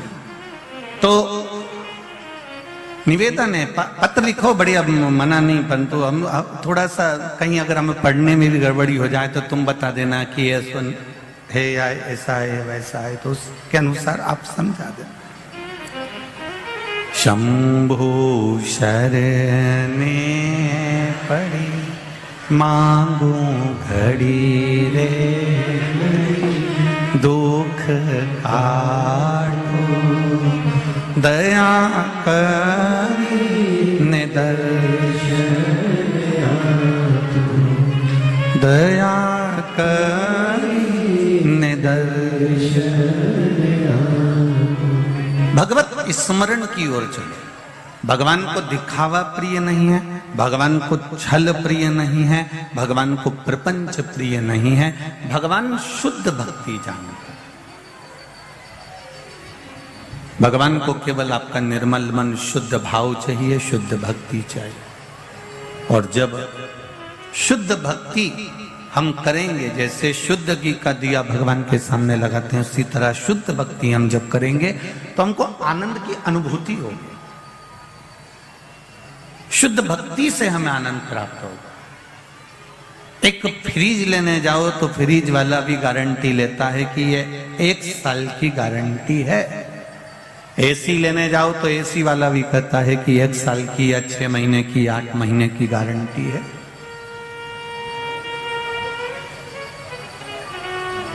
एक छोटी सी सामान मशीन लेने जाओ तो लोग कहते हैं इसमें इतने महीने की, इतने साल की गारंटी है। एक बिजली का सामान बल्ब भी लेकर आओ तो उसमें तारीख लिख देते हैं एलईडी बल्ब पर कि इतने समय की गारंटी, जम के बोलो, गारंटी है।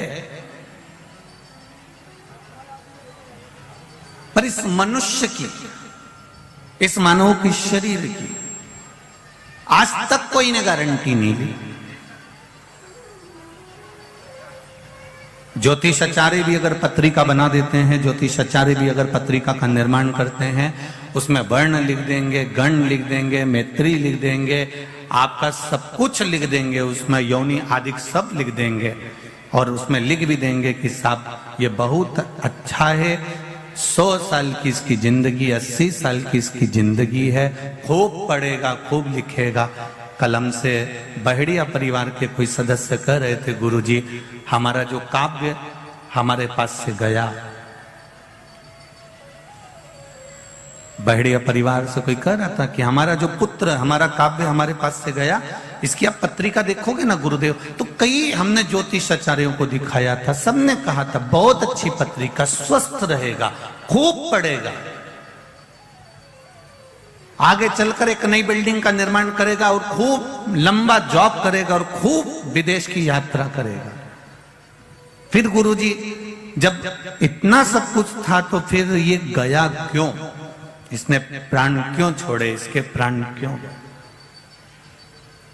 हमने जितने ज्योतिषाचार्य को दिखाया, हमने जितनों को दिखाया, सबने कहा कि ये काव्य नाम का बच्चा खूब आगे बढ़ेगा, खूब उन्नति करेगा, खूब बिल्डिंग बनाएगा, खूब देश विदेश की यात्रा करेगा, इसकी उम्र लगभग 85 से 90 साल की रहेगी। ये सब कुछ लिखा था। इसके बाद भी फिर ये ऐसा क्यों हो गया, कारण क्या था?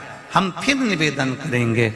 फ्रिज की गारंटी हो सकती है, गाड़ी की गारंटी हो सकती है, एसी की गारंटी हो सकती है, मशीनों की गारंटी, बल्ब की गारंटी, गद्दा तकिया की भी गारंटी हो सकती है, चद्दर और कपड़े की भी गारंटी हो सकती है, एक घड़ी लेकर आओगे उसकी भी गारंटी हो सकती है, सोना और चांदी, तांबा और पीतल की भी गारंटी हो सकती है। पर गारंटी नहीं होती तो मनुष्य की कोई गारंटी नहीं है कि यह कब चले जाएगा, जीवन का कोई ठिकाना नहीं।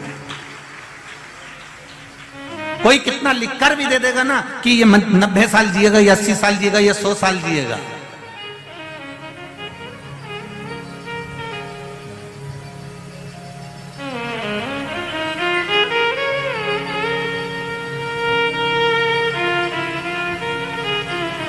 एक हमारे भक्त शंकर भगवान के भोपाल के पास में रहते हैं, उनसे किसी ने कह दिया कि तुम्हारे अब तकलीफें आना चालू हो गई है, तुम्हारे को तकलीफ आएगी और तुम जो है अब जो है समाप्त हो जाओगे, तुम्हारी उम्र पूरी हो गई। ये बात है लगभग 12-15 साल पुरानी। अब वो बड़े दुखी रहते थे, खाना पीना छोड़ दिया था उन्होंने। अब बच्चों को भी समझा दिया, देखो मेरी उम्र नहीं है, बच्चों का ब्याह जल्दी से हो जाए, मेरे को जाना है, अब मैं मरने वाला। एक बार उनसे हमारी मुलाकात हुई, हम अनायास वहां पहुंच गए और उन्होंने कहा कि गुरुदेव मेरा जाने का समय आ गया, मेरे को जिसको बताता हूं सब यही बोलते हैं अब बच्चों का ब्याह हो जाए। हमने कहा काहे को चिंता करते हो भाई, मरना तो सबको है, चाहे हम हो चाहे आप हो, पर एक काम करो ना, एक लोटा जल शंकर भगवान के मंदिर में चढ़ाना प्रारंभ करो, भगवान शिव की भक्ति करना प्रारंभ करो। मारेगा तब मर जाएंगे, पर जब तक जीवित हैं तब तक भगवान का गुणगान तो करें। अब उनको मरना था 2-3 साल में, आज लगभग 18-1 साल हो गए, अभी तक जीवित हैं, ये शिव की कृपा है। सब चीज की गारंटी हो सकती है, प्रत्येक चीज की गारंटी हो सकती है। कोई कितना भी प्रकालदर्शी हो तो भी वो मौत नहीं बता सकता कि मृत्यु ये हो।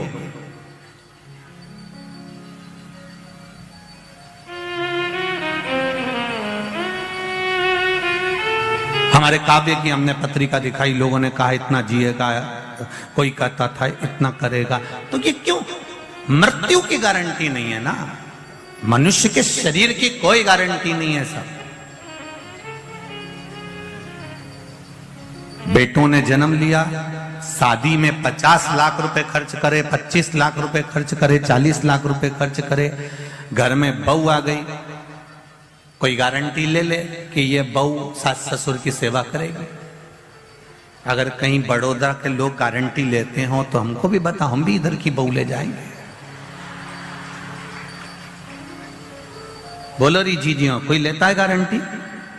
कहने वालों ने सबने कहा नहीं साहब लड़की अच्छी है, नहीं साहब उसका पिताजी अच्छा है, नहीं साहब उसकी माताजी अच्छी है, नहीं साहब ये सब बढ़िया है, नहीं साहब ये अच्छा है, नहीं साहब। तो ये तो सब जानते हैं कि ये माता पिता अच्छे हैं, सब कुछ ठीक है, पर जब ये गर्भ में रही उस समय पर कितना संस्कार मिला है वो देखा जाता है। एक व्यक्ति कोयले को उठाया, फेंक दिया, कोयले का हाथ उसने चेहरे पर लगाया, चेहरा काला हो गया। एक व्यक्ति धूप में खड़ा हुआ तो चेहरा काला हो गया, और एक व्यक्ति गर्भ से ही जन्मा तो भी काला। अब जिसने कोयला उठाकर फेंका था, चेहरे पर लगा दिया था, उसको तो पानी से धोकर साफ किया जा सकता है। बोलो रे जीजियों, सही है कि गलत है? जो धूप में जाकर खड़ा हो गया और काला हो गया, उसको क्रीम से साफ किया जा सकता है, 2-4 महीना क्रीम लगाओगे तो साफ हो जाएगा। पर जो ऑलरेडी पहले से ही, अब उसको फेयर एंड लवली कितना भी लगा, वो साफ होगा नहीं, उसको बनाया ही ऐसा। माता अच्छी है, पिता अच्छे हैं, परिवार अच्छा है, कुटुंब अच्छा है, पर आपने इस बच्चे को संस्कार कितना दिया, आपने कितने संस्कारवान बनाया इसको, उसकी गारंटी कौन लेगा साहब कि नहीं ये अपने माँ बाप की सेवा करेगी, नहीं साहब ये सास ससुर की सेवा करेगी? कोई गारंटी नहीं है संसार की। 50 लाख रुपए बेटे के ब्याह में खर्च करा तो भी कोई गारंटी नहीं है कि बहू गरम रोटी देगी कि नहीं देगी। पर एक बात है, 50 लाख रुपए, 25 लाख रुपए, 40 लाख रुपए शादी में खर्च करे, पर गारंटी रत्ती भर की नहीं है। पर एक लोटा जल, एक समय तुमने जाकर अपना समय, अपना जल महादेव को चढ़ाकर जो खर्च करा है, उसकी गारंटी है कि वो अंतिम समय में संभाल लेगा। परिवार की गारंटी नहीं दे सकता, कुटुंब की गारंटी नहीं है, कुटुंब कबीला, परिवार, नाते, रिश्ते सबकी गारंटी नहीं है, पर एक लोटे जल की जरूर गारंटी है कि एक लोटा जल तुम अगर भगवान को चढ़ा रहे हो तो उसका फल तुम्हें प्राप्त होगा। एक पत्र आया है, वो भी देखो।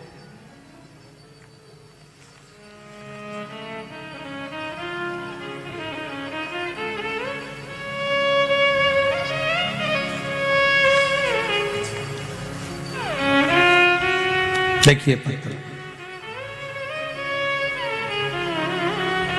मैं दीपा वीरेंद्र खस 203 रामनगर सुसैन तरसाली बड़ोदरा से आई हूं। मेरा मोबाइल नंबर ये है, कहीं बैठी हो तो हाथ हिलाइएगा, अगर कहीं बैठी हो तो हाथ हिलाइएगा। मैं दीपा वीरेंद्र खस 203 रामनगर सुसैन तरसाली बड़ोदरा, और मोबाइल नंबर भी उन्होंने लिखा है, कहीं बैठी हो तो हाथ हिलाइएगा। पीछे कहीं बैठी हैं शायद, आवाज आ रही है, जरा कैमरे वाले जरा ध्यान देकर उनको देखिएगा। दिखे क्या?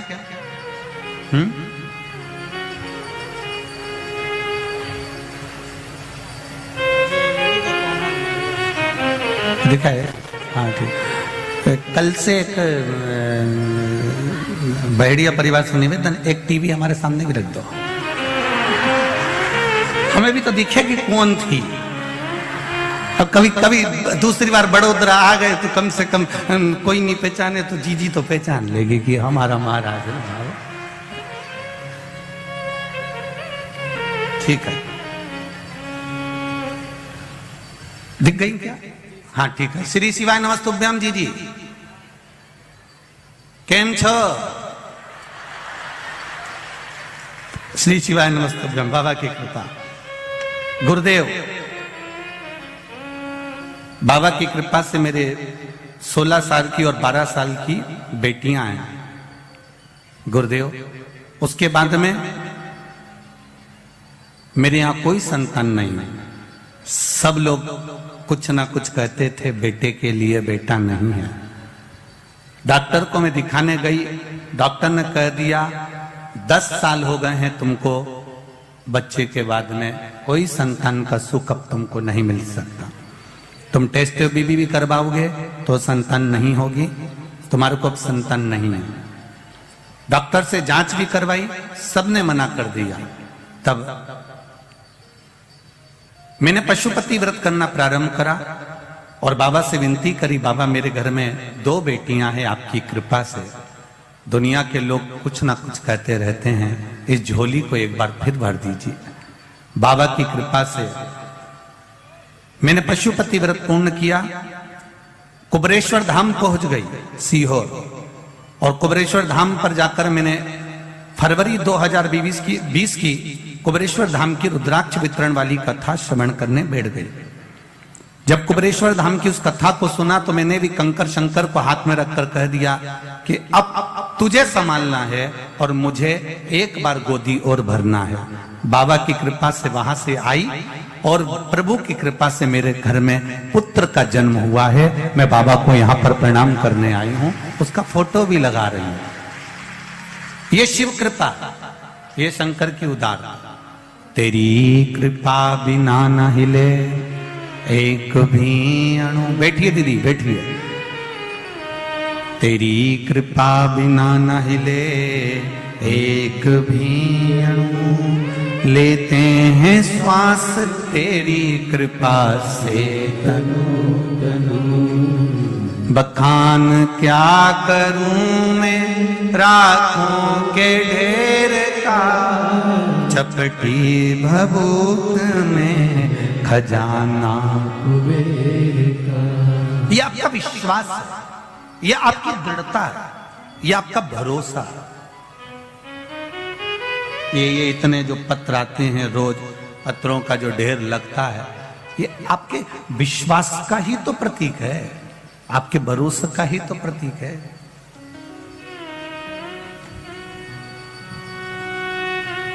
शिव कथा कह रही है, मृत्यु को कोई नहीं टाल सका। कर्म की गति आपको बढ़ाएगी, आप कर्म के अनुसार आगे बढ़ते चले जाएंगे, पर उस कर्म के साथ में अगर आपने भगवान का भजन किया है, शिव भक्ति की है, शंकर भगवान को एक लोटा जल समर्पित किया है, तो ये निश्चित है जो हमारे सामने दुख तकलीफ कष्ट आ रहा है वो धीरे धीरे धीरे धीरे कटता चले जाएगा और भगवान आपका हाथ पकड़कर आगे बढ़ाता चले जाएगा, ये निश्चित। पर उसमें दिखावा नहीं होना चाहिए, उसमें आपका जल चढ़ाने में छल नहीं होना चाहिए, जल में छल को दूर कर दो।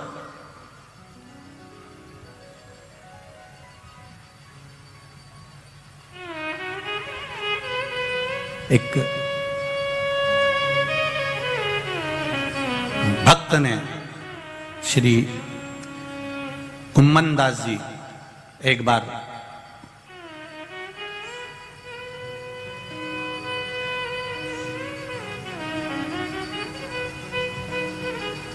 ब्रजमंडल में श्री कुम्मन दास जी रहते थे, भगवान कृष्ण के ठाकुर जी के परम उपासक। अष्ट सखाओं में एक जो नित्य प्रति लाला की लीलाओं का स्मरण करते थे। एक बार उन्होंने अपने पुत्र रघुनंदन से कहा, रघुनंदन तुम ठाकुर जी की सेवा में लग जाओ, मुझे वृंदावन में थोड़ा सा प्रवचन देने के लिए बुलाया गया है। अगर मैं नहीं जाता हूं इन संतों के बीच में, इन साधुओं के बीच में, इन गुरुओं के बीच में, अगर मैं प्रवचन देने के लिए नहीं पहुंचूंगा तो लोग कहेंगे कि इनको अभिमान आ गया, इसलिए मुझे जाना पड़ेगा। रघुनंदन ने पूछा, पिताजी सेवा कैसे करना है? बस मैं सामग्री बनाकर चले जाऊंगा, प्रसाद बनाकर सामग्री रखकर चले जाऊंगा, तुम ठाकुर जी को अरोगा देना, अरोगा कर प्रसादी रख लेना, मैं आऊंगा पालूंगा, आप भी पाले।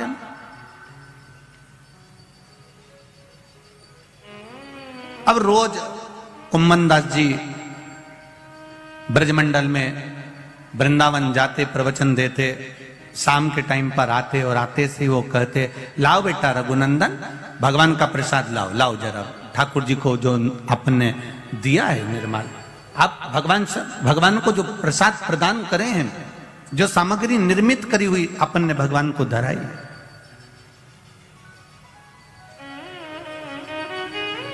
लाइए जरा लाओ।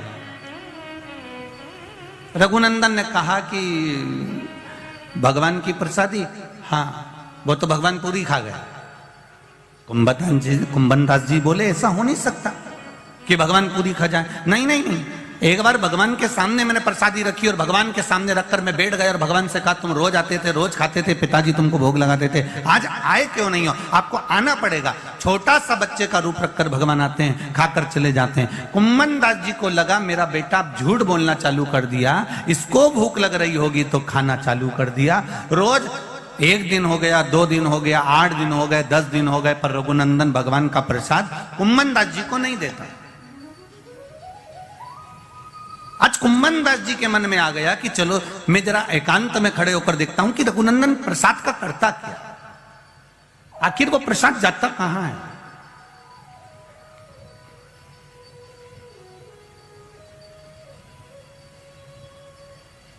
रघुनंदन ने भगवान को पुकारा, आइए लाडले भोग लगाइए। भगवान बच्चे का रूप रखकर आए। आज कुम्मन दास जी ने एक काम करा था, जब प्रवचन देने जा रहे थे तो उससे पहले लड्डू बनाकर रख दिए थे कि आज लड्डू का प्रसाद भगवान को धराएगा, और रखकर कुम्मन दास जी चले गए। रघुनंदन ने भोग लगाया। भगवान बाल्य अवस्था का स्वरूप धारण कर छोटे से बालक का रूप रखकर आए। कुम्मन दास जी पीछे से खड़े होकर देख रहे हैं कि आखिर होता क्या है, ये प्रसाद जाता कहां।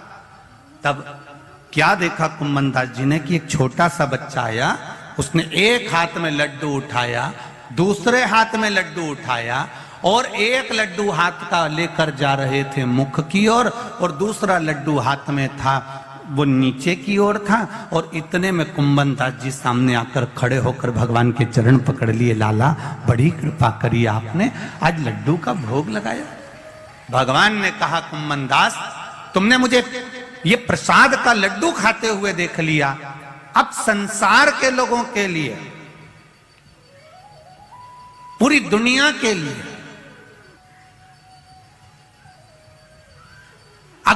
मान लो वो प्रसाद घर में नहीं भी है, मान लो घर में प्रसाद नहीं भी पहुंचा है, तो मेरे भगवान कृष्ण कह रहे हैं कुंभन दास, तुमने जो लड्डू प्रसाद को मेरे हाथ में देखा है, दुनिया के लोग भले अब घर में प्रसाद पहुंचे ना पहुंचे, पर मेरी ये लड्डू गोपाल की जो मूर्ति है, मात्र अगर इसका दर्शन ही कर लेंगे तो संपूर्ण तीर्थों के प्रसाद का फल उनको प्राप्त हो जाता है। आपके यहां भी होगी लड्डू गोपाल की प्रतिमा। कई लोग कहते होंगे ये लड्डू गोपाल कब बने, तो आप बता सकते हो कि कुंभन दास जी के प्रेम से प्रसाद को पाते समय, उस प्रसाद का आनंद लेते समय कुंभन दास जी ने जो भगवान का दर्शन करा था, उस प्रसाद के सुख से कुंभन दास जी के कारण आज भी संपूर्ण भारत देश में ही नहीं, देश में नहीं विदेश में भी लड्डू गोपाल विराजमान।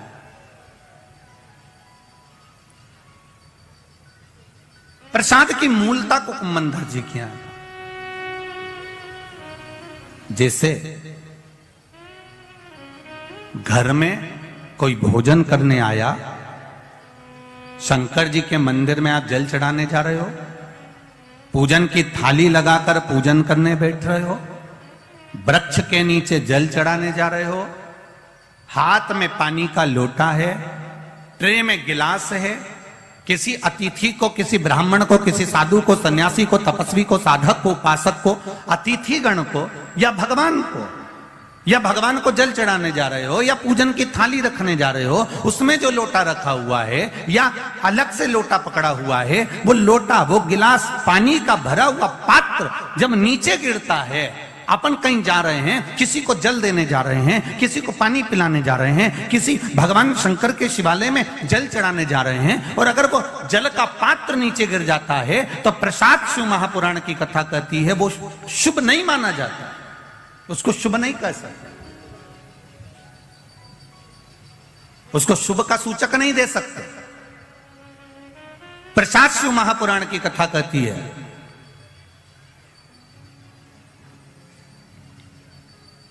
चंचूला देवी, बिंदुक की धर्म पत्नी,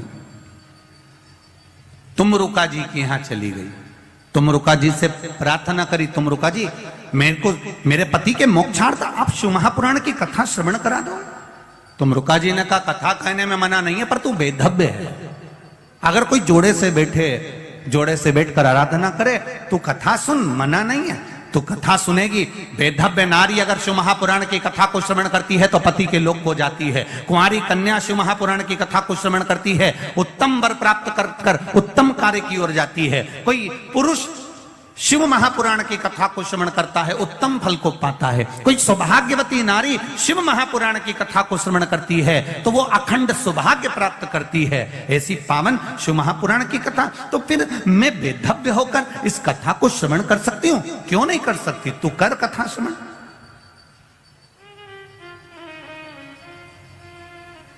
चंचूला देवी ने हाथ में जल लिया, भगवान देवाधिदेव महादेव से प्रार्थना करने जा रही है कि मेरे पति के लिए मैं शिव महापुराण की कथा करवा रही हूं, पर यजमान नहीं है, कोई जोड़ा मेरे पास में नहीं है। माता पार्वती जी ने कहा चंचूला देवी तुम शिव की आराधना करो, शंकर की आराधना करो, वो तुम्हारे यजमान बनेंगे, वो कथा के यजमान बनकर बैठेंगे, जोड़े से मैं बैठूंगी। अब चंचूला देवी पानी लेकर जाती है शंकर जी के मंदिर में चढ़ाने के लिए। जितनी बार चंचूला देवी जल लेकर शिव के चरणारविंद को शिवलिंग पर चढ़ाने के लिए जाती है, बालू का शिवलिंग बनाकर उसकी पूजन करने के लिए जाती है, जितनी बार जल का पात्र हाथ में लेती है उतनी बार पात्र गिर जाता है।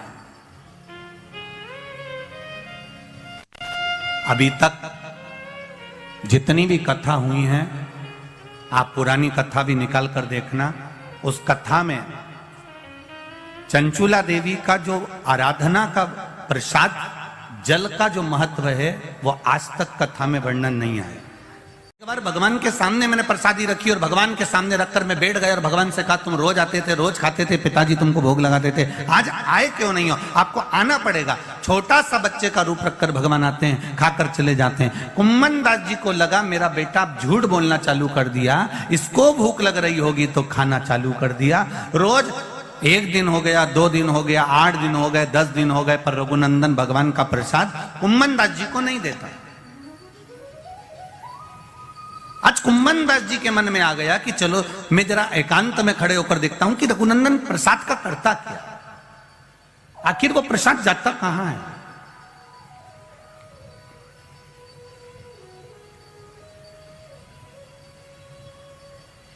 रघुनंदन ने भगवान को पुकारा, आइए लाडले भोग लगाइए। भगवान बच्चे का रूप रखकर आए। आज कुम्मन दास जी ने एक काम करा था, जब प्रवचन देने जा रहे थे तो उससे पहले लड्डू बनाकर रख दिए थे कि आज लड्डू का प्रसाद भगवान को धराए, और रखकर कुम्मन दास जी चले गए। रघुनंदन ने भोग लगाया। भगवान बाल्य अवस्था का स्वरूप धारण कर छोटे से बालक का रूप रखकर आए। कुम्मन दास जी पीछे से खड़े होकर देख रहे हैं कि आखिर होता क्या है, ये प्रसाद जाता कहां। तब क्या देखा कुम्मन दास जी ने कि एक छोटा सा बच्चा आया, उसने एक हाथ में लड्डू उठाया, दूसरे हाथ में लड्डू उठाया, और एक लड्डू हाथ का लेकर जा रहे थे मुख की ओर, और दूसरा लड्डू हाथ में था वो नीचे की ओर था। और इतने में कुम्मन दास जी सामने आकर खड़े होकर भगवान के चरण पकड़ लिए। लाला बड़ी कृपा करी आपने, आज लड्डू का भोग लगाया। भगवान ने कहा, कुम्मन दास तुमने मुझे ये प्रसाद का लड्डू खाते हुए देख लिया, अब संसार के लोगों के लिए, पूरी दुनिया के लिए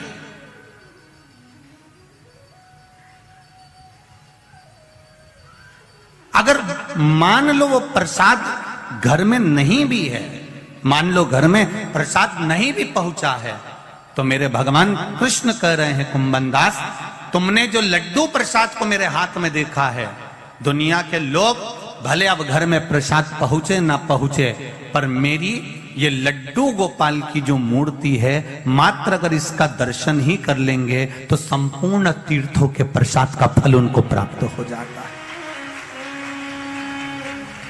आपके यहां भी होगी लड्डू गोपाल की प्रतिमा। कई लोग कहते होंगे ये लड्डू गोपाल कब बने, तो आप बता सकते हो कि कुम्मन दास जी के प्रेम से प्रसाद को पाते समय, उस प्रसाद का आनंद लेते समय कुम्मन दास जी ने जो भगवान का दर्शन करा था, उस प्रसाद के सुख से कुम्मन दास जी के कारण आज भी संपूर्ण भारत देश में ही नहीं, देश में नहीं विदेश में भी लड्डू गोपाल विराजमान।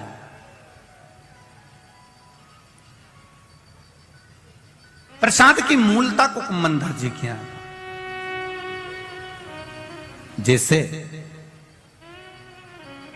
घर में कोई भोजन करने आया, शंकर जी के मंदिर में आप जल चढ़ाने जा रहे हो, पूजन की थाली लगाकर पूजन करने बैठ रहे हो, वृक्ष के नीचे जल चढ़ाने जा रहे हो, हाथ में पानी का लोटा है, ट्रे में गिलास है, किसी अतिथि को, किसी ब्राह्मण को, किसी साधु को, सन्यासी को, तपस्वी को, साधक को, उपासक को, अतिथि गण को या भगवान को जल चढ़ाने जा रहे हो, या पूजन की थाली रखने जा रहे हो, उसमें जो लोटा रखा हुआ है या अलग से लोटा पकड़ा हुआ है, वो लोटा, वो गिलास, पानी का भरा हुआ पात्र जब नीचे गिरता है, अपन कहीं जा रहे हैं, किसी को जल देने जा रहे हैं, किसी को पानी पिलाने जा रहे हैं, किसी भगवान शंकर के शिवालय में जल चढ़ाने जा रहे हैं, और अगर वो जल का पात्र नीचे गिर जाता है तो प्रसाद शिव महापुराण की कथा कहती है वो शुभ नहीं माना जाता, उसको शुभ नहीं कह सकते, उसको शुभ का सूचक नहीं दे सकते। प्रसाद शिव महापुराण की कथा कहती है,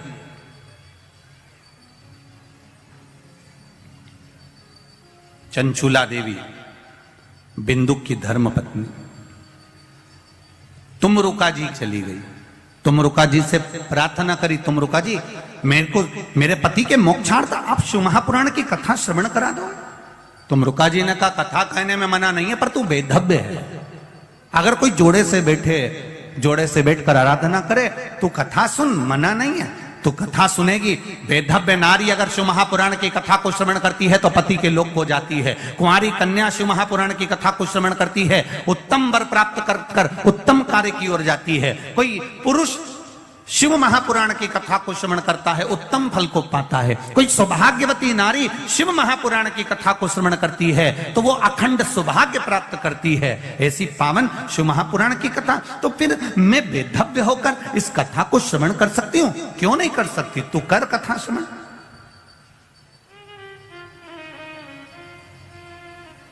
चंचुला देवी ने हाथ में जल लिया, भगवान देवाधिदेव महादेव से प्रार्थना करने जा रही है कि मेरे पति के लिए मैं शिव महापुराण की कथा करवा रही हूं, पर यजमान नहीं है, कोई जोड़ा मेरे पास में नहीं है। माता पार्वती जी ने कहा, चंचुला देवी तुम शिव की आराधना करो, शंकर की आराधना करो, वो तुम्हारे यजमान बनेंगे, वो कथा के यजमान बनकर बैठेंगे, जोड़े से मैं बैठूंगी। अब चंचुला देवी पानी लेकर जाती है शंकर जी के मंदिर में चढ़ाने के लिए। जितनी बार चंचुला देवी जल लेकर शिव के चरणारविंद को शिवलिंग पर चढ़ाने के लिए जाती है, बालू का शिवलिंग बनाकर उसकी पूजन करने के लिए जाती है, जितनी बार जल का पात्र हाथ में लेती है उतनी बार पात्र गिर जाता है। अभी तक जितनी भी कथा हुई हैं, आप पुरानी कथा भी निकाल कर देखना, उस कथा में चंचुला देवी का जो आराधना का प्रसाद जल का जो महत्व है वो आज तक कथा में वर्णन नहीं आया। पर ये जो प्रसाद शिव महापुराण की कथा चल रही है बड़ौदा में, आपको पहले भी कहा कि ये कथा संपूर्ण भारतवासियों के लिए और देश विदेश में बैठे हुए भक्तों के लिए एक अलग गौरव की बात है कि ये कथा का रसतत्व अपने को मिल रहा है। चंचुला देवी के हाथ से कलश गिर गया। किसी दिन चंचुला देवी का जल अच्छे से चले जाता है, बाकी के दिन चंचुला देवी का हाथ का वो जल अपने आप गिर जाता है, वो कलश भूमि पर गिर जाता है।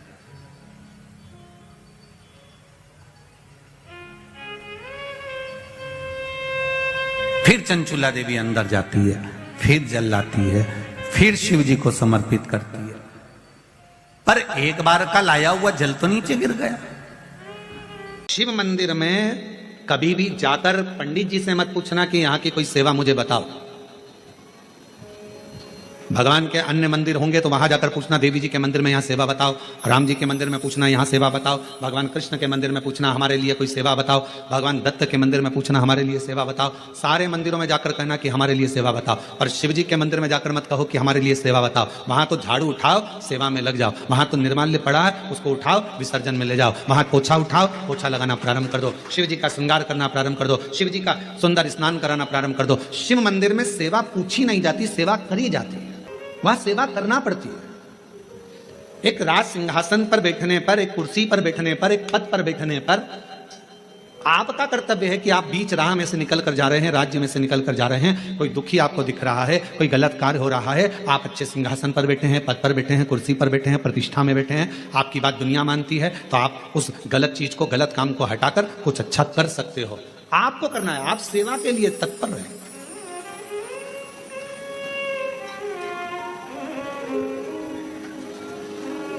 यहां चुनाव होते हैं, जम के तो बोलो, पार्षद बनते हैं, जम के बोलो, बनते हैं, अध्यक्ष बनते हैं, उपाध्यक्ष बनते हैं, सचिव बनते हैं, सारे पद दिए जाते हैं।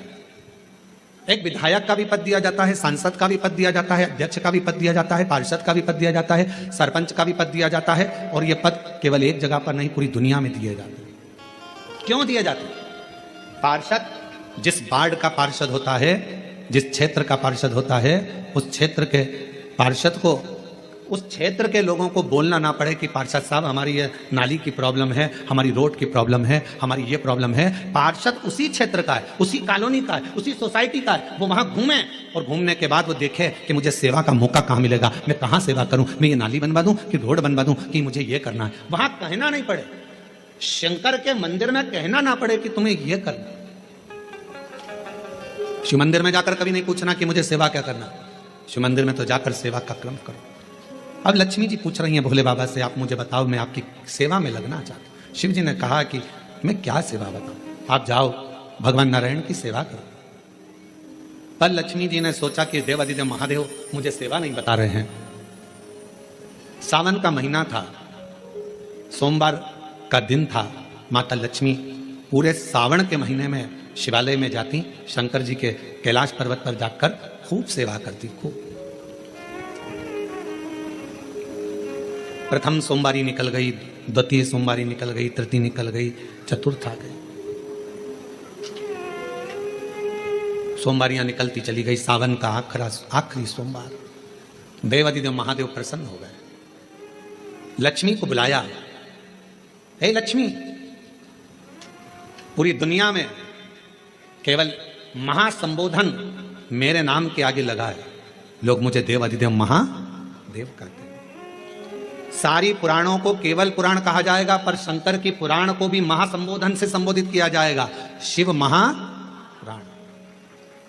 लक्ष्मी मुझसे जो जुड़ा हुआ है, मेरे नाम के आगे महासंबोधन लगा हुआ है, लोग मुझे महादेव कहते हैं। और लक्ष्मी, तूने पूरे श्रावण के महीने में मेरी सेवा करी है, और आज सोमवारी के दिन तूने मेरी अविरल भक्ति को धारण करा है, बिना पूछे सेवा में, बिना दिखावे के तल्लीनता से सेवा करी है। मैं अपना महासंबोधन दुनिया में किसी को नहीं देता, आज तुझे दे रहा हूं। और लक्ष्मी केवल लक्ष्मी नहीं रही, उस दिन से लक्ष्मी मां लक्ष्मी। लक्ष्मी केवल लक्ष्मी नहीं रही, उस दिन लक्ष्मी महालक्ष्मी के संबोधन से प्रकट हो। आज महासंबोधन लक्ष्मी जी को अगर किसी ने दिया तो भगवान देवादिदेव महादेव ने दिया। और वह महासंबोधन कब मिला? सोमवार की, इस श्रावण के सोमवारी के दिन जो हम व्रत करते हैं, साधना करते हैं, उपास करते हैं, अर्चना करते हैं। पूरे वर्ष आप सोमवार का व्रत करते हैं कि नहीं करते वो पता नहीं, पर सावन के महीने में 4-5 जो भी सोमवार पड़ जाएं, अगर उस पर अगर आपने व्रत कर लिया, व्रत को धारण कर लिया, या शिवालय के जाकर भगवान शंकर की आराधना कर ली, तो पूरे वर्ष के सोमवार का फल सावन के महीने के 5 या 4 सोमवार में प्राप्त हो गया। कल एक बहन ने पत्र लिखा था कि सावन महीने की इतनी महत्वता क्या है। हमने शिव महापुराण के अंदर पढ़ा तो ये सावन महीने का ज्यादा लेख शिव महापुराण के अंतर्गत नहीं मिला। श्रावण महीने की इतनी प्रबलता क्यों मानी गई? तो हमारा एक तो सोमवार का महत्व, सावन के सोमवार का महत्व क्या है, कोई आपसे पूछे तो आपको बताना चाहिए कि इस दिन लक्ष्मी को महालक्ष्मी कहा गया। शिव जी ने सफलता, कल वाला प्रश्न, शांति, दिशा और सफलता बिना मांगे मिलती है शिव के दरवाजे से। क्या क्या चीज? शांति, दिशा और सफलता। शिव के दरवाजे पर जाकर केवल आप सेवा करो, शिव के दरवाजे पर जाकर आप केवल जल अर्पित करो, शंकर जी की चौखट पर जाकर आप नमन करो, देवादिदेव महादेव के शिवालय में जाकर प्रणाम करिए। भगवान शंकर की चौखट पर, द्वार पर अगर आप जा रहे हो, 3 चीजें आपको मांगना नहीं पड़ेगी। जैसे लक्ष्मी जी ने शिव जी से नहीं मांगा कि मुझे महासंबोधन दो, लक्ष्मी जी ने नहीं मांगा कि मुझे भगवान विष्णु दो, लक्ष्मी जी ने नहीं मांगा कि मुझे ये देना। लक्ष्मी जी तो शंकर भगवान की सेवा में लग गई, तो लक्ष्मी जी को 3 चीजें अपने आप मिल गई। एक शांति हृदय की, दूसरा दिशा, लक्ष्मी जी को कहाँ जाना है, और तीसरे नंबर पर सफलता। माता लक्ष्मी केवल लक्ष्मी नहीं रही, उनको महालक्ष्मी कहा गया, महालक्ष्मी। और फिर समझ लीजिए, लक्ष्मी में और महालक्ष्मी में बहुत बड़ा अंतर है। जरा सावधानी से सुनिएगा कथा को। आज सोमवारी का दिन है, सावन के महीने का, तो जितने शिवभक्त ऑनलाइन कथा को सुन रहे हैं, जितने आस्था चैनल पर, फेसबुक, यूट्यूब पर कथा को श्रवण कर रहे हैं, वो भी सावधानी से सुनिएगा। लक्ष्मी में और महालक्ष्मी में भी अंतर है। लक्ष्मी मां आती हैं तो तुरंत चली जाती हैं। लक्ष्मी आती हैं तो तुरंत चली जाती हैं। लक्ष्मी बहुत समय तक तिजोरी में, अलमारी में टिकती नहीं है। पर वही लक्ष्मी भगवान विष्णु जी के आदेश से, भगवान शंकर की कृपा से हमारे घर में आती हैं, तो वो महालक्ष्मी कहलाती है। और महालक्ष्मी अपने घर को छोड़कर कभी नहीं जाती है, वो वहां सदा सदा रहती है। बोल बम का नारा है, श्री शिवाय। महालक्ष्मी हमारे घर में रहती है।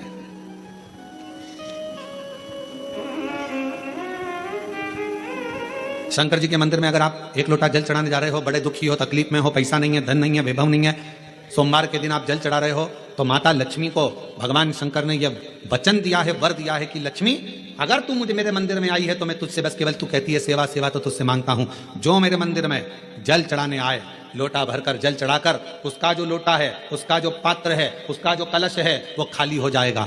उस समय वो खाली अपने भवन की ओर ना जाए, उसमें लक्ष्मी स्वयं बैठकर उसके दरवाजे तक जाए। शंकर मंदिर में कई लोग कहते हैं, गुरुजी अगर कोई खाली बर्तन सामने से आता है तो वो तो अपशगुन होता है। खाली पात्र अगर देखते हैं जाते समय तो अपशगुन होता है। पर शिव महापुराण की कथा कथी है, कोई महिला, कोई बच्चा, कोई स्त्री, कोई पुरुष, कोई घर का बेटा, बहू, बेटी, कोई आदि वृद्ध जन भी अगर मंदिर में शंकर जी के जल चढ़ाकर लोटा लेकर आ रहा है, तो वो लोटा, वो पात्र कभी खाली नहीं माना जाता। उसमें महालक्ष्मी का वासा माना जाता है, उसमें लक्ष्मी का प्रवेश माना जाता है। वो महालक्ष्मी से परिपूर्ण है। क्यों तो आप लोगों को बार बार कहते हैं कि वहां से आओ तो थोड़ा सा पानी लेकर आना, अपने घर में छिड़कना, क्योंकि इसमें महालक्ष्मी विराजमान हो जाती है। महालक्ष्मी आपके इधर ऐसा होता है कि नहीं होता हमको नहीं मालूम, पर हमारे उधर का एक नियम है कि प्राचीन नियम है पूर्वजों के हिसाब से कि जब हमारे यहाँ गणेश जी का विसर्जन करने जाते हैं, देवी जी का विसर्जन करने जाते हैं, नवरात्रि के बाद में जवारे का विसर्जन करने जाते हैं, तो विसर्जन करने के बाद नदी में से, तालाब में से, कुएं में से थोड़ा सा जल लेकर आते हैं। अब इधर है कि नहीं वो हमको नहीं मालूम, छत्तीसगढ़ का हमको नहीं मालूम, पर हमारे उधर का हमको लाते हैं ना। तो वो जल लेकर आते हैं अपने घर पे, अपने द्वार पर, अपने दरवाजे पर, अपने बगीचे में सब दूर जल को थोड़ा थोड़ा छीट देते हैं। क्यों, किस लिए, काय के लिए?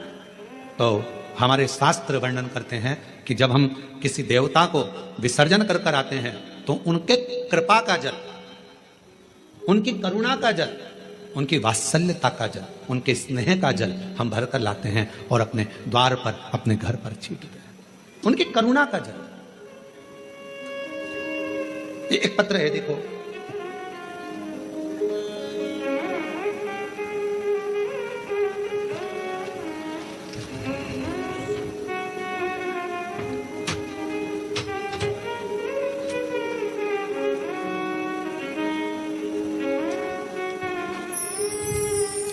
महाराज जी मेरा नाम शीला शर्मा है। कहीं बेटी हो तो हाथ हिला सकती हैं, शीला शर्मा। मेरे पति का नाम श्री ब्रह्मानंद शर्मा है। मैं गृहिणी हूँ और ग्रस्त जीवन के साथ पूजा पाठ मेरा अधिक रुचि रहती है।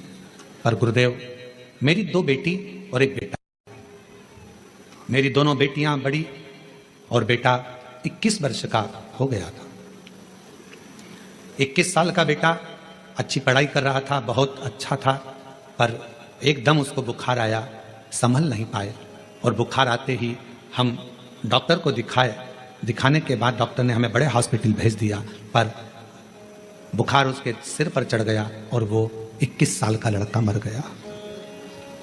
गुरुदेव, 21 वर्ष की अवस्था में मेरा बेटा चले गया। पागल जैसी मैं हो गई। कई लोग, समाज के लोग आड़ा टेढ़ा कहते, सब लोगों ने पूजन पाठ बंद कर दिया, सब अपशब्द कहते, ताना देते।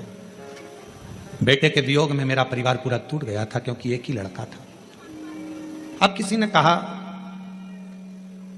तुम्हारी जिंदगी बर्बाद हो गई। किसी के कहने पर पहली बार आपकी कथा सुनना प्रारंभ करें। मैं सुध में नहीं रहती थी क्योंकि मेरा स्वास्थ्य ठीक नहीं रहता, पर मेरे रिश्तेदारों ने, पड़ोसियों ने कहा कि एक बार प्रदीप मिश्रा कथा कहता है, उसको सुनो तो। गुरुजी, मैं आपको नहीं जानती थी, पर पहली बार कथा सुनी और बाबा से बस टीवी के सामने बैठकर मैंने इतना ही कहा कि डॉक्टर अब बोल रहे हैं कि मैं मां नहीं बन सकती, क्योंकि ना तो मैं मां अब बन पाऊंगी, शादी को 24-25 साल हो गए, अब कैसे मां बनूंगी। फिर भी बाबा से प्रार्थना करी, बाबा डॉक्टर के हिसाब से मैं मां नहीं बन सकती, पर तेरी कथा सुन रही हूं और वो सियोर वाला महाराज कहता है कि दिल से मांगोगे तो सब कुछ देगा। मुझे संतान दे दीजिए, मेरा पुत्र मुझे वापस दे दो। और मैं बाबा को धन्यवाद देती हूँ गुरुदेव। 21 साल का लड़का गया और बाबा ने फिर 24 साल के बाद मुझे पुत्र रत्न की प्राप्ति कराई। मैं बाबा को प्रणाम करने के लिए, कहीं बैठे हों तो आ सकते हैं। शिव की आराधना करना, शिव की उपासना करना, शिव की भक्ति करना कोई साधारण नहीं है। और मैंने तेरे ही भरोसे बाबा, तेरे ही भरोसे हवा बिच उड़ती जावांगी, बाबा डोर हत्तो छड़ीना में कटी जावांगी।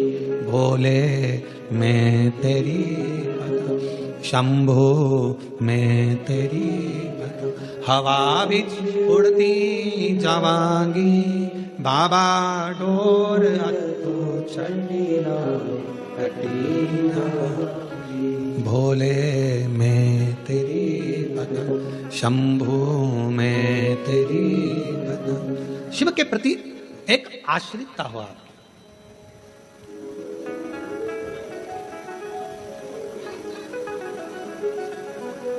हमें अपने घर में केवल लक्ष्मी नहीं, हमें अपने घर में क्या बुलवाना है, महालक्ष्मी, जो टिके, रुके, रहे।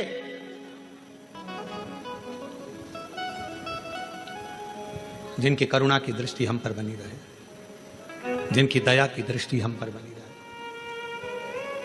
लोग कहते हैं सोमवार, सावन का सोमवार, हमने शिव पुराण में पढ़ा, सावन के सोमवार का हमें इतना मिला नहीं, हमें इतना प्राप्त नहीं हुआ, हमें इतना देखने को नहीं मिला, हमें इतना सुनने को नहीं मिला, हमें इतना देखने को, श्रवण करने को नहीं मिला।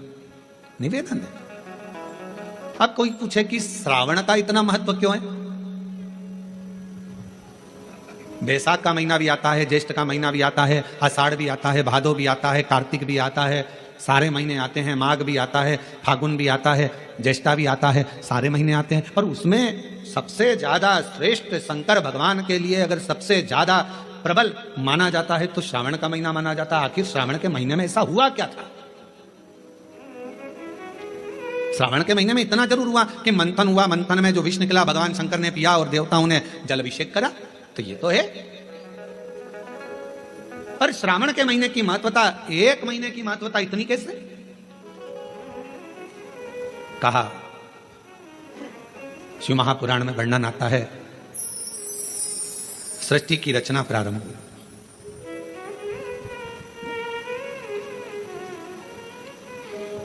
और सृष्टि की रचना में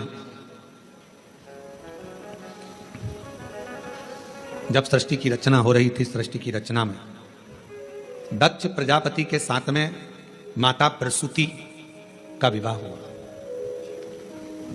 और प्रसूति का विवाह जब हो गया, प्रसूति की जब शादी दक्ष प्रजापति के साथ हो गई, कई कन्याओं का जन्म हुआ, कई कन्या, बेटों का भी जन्म हुआ, कन्याओं का भी जन्म हुआ। और आखिरी में, सबसे आखिरी में दक्ष प्रजापति ने मां जगतजननी दुर्गा जी की आराधना करी और उनके घर में एक बेटी का और जन्म हुआ जिसका नाम था सती। सती का विवाह हो गया शिव जी के साथ में। यह कथा तो आप और हम हर कथा में श्रवण करते हैं। सती जी का विवाह हो गया। अब विवाह होने के बाद में एक बार दक्ष प्रजापति ने सारे देवताओं को बुलाकर एक सभा रखी। उस सभा में इधर की साइड में भगवान नारायण बैठे हुए थे और इधर की ओर भगवान शिव बैठे हुए थे।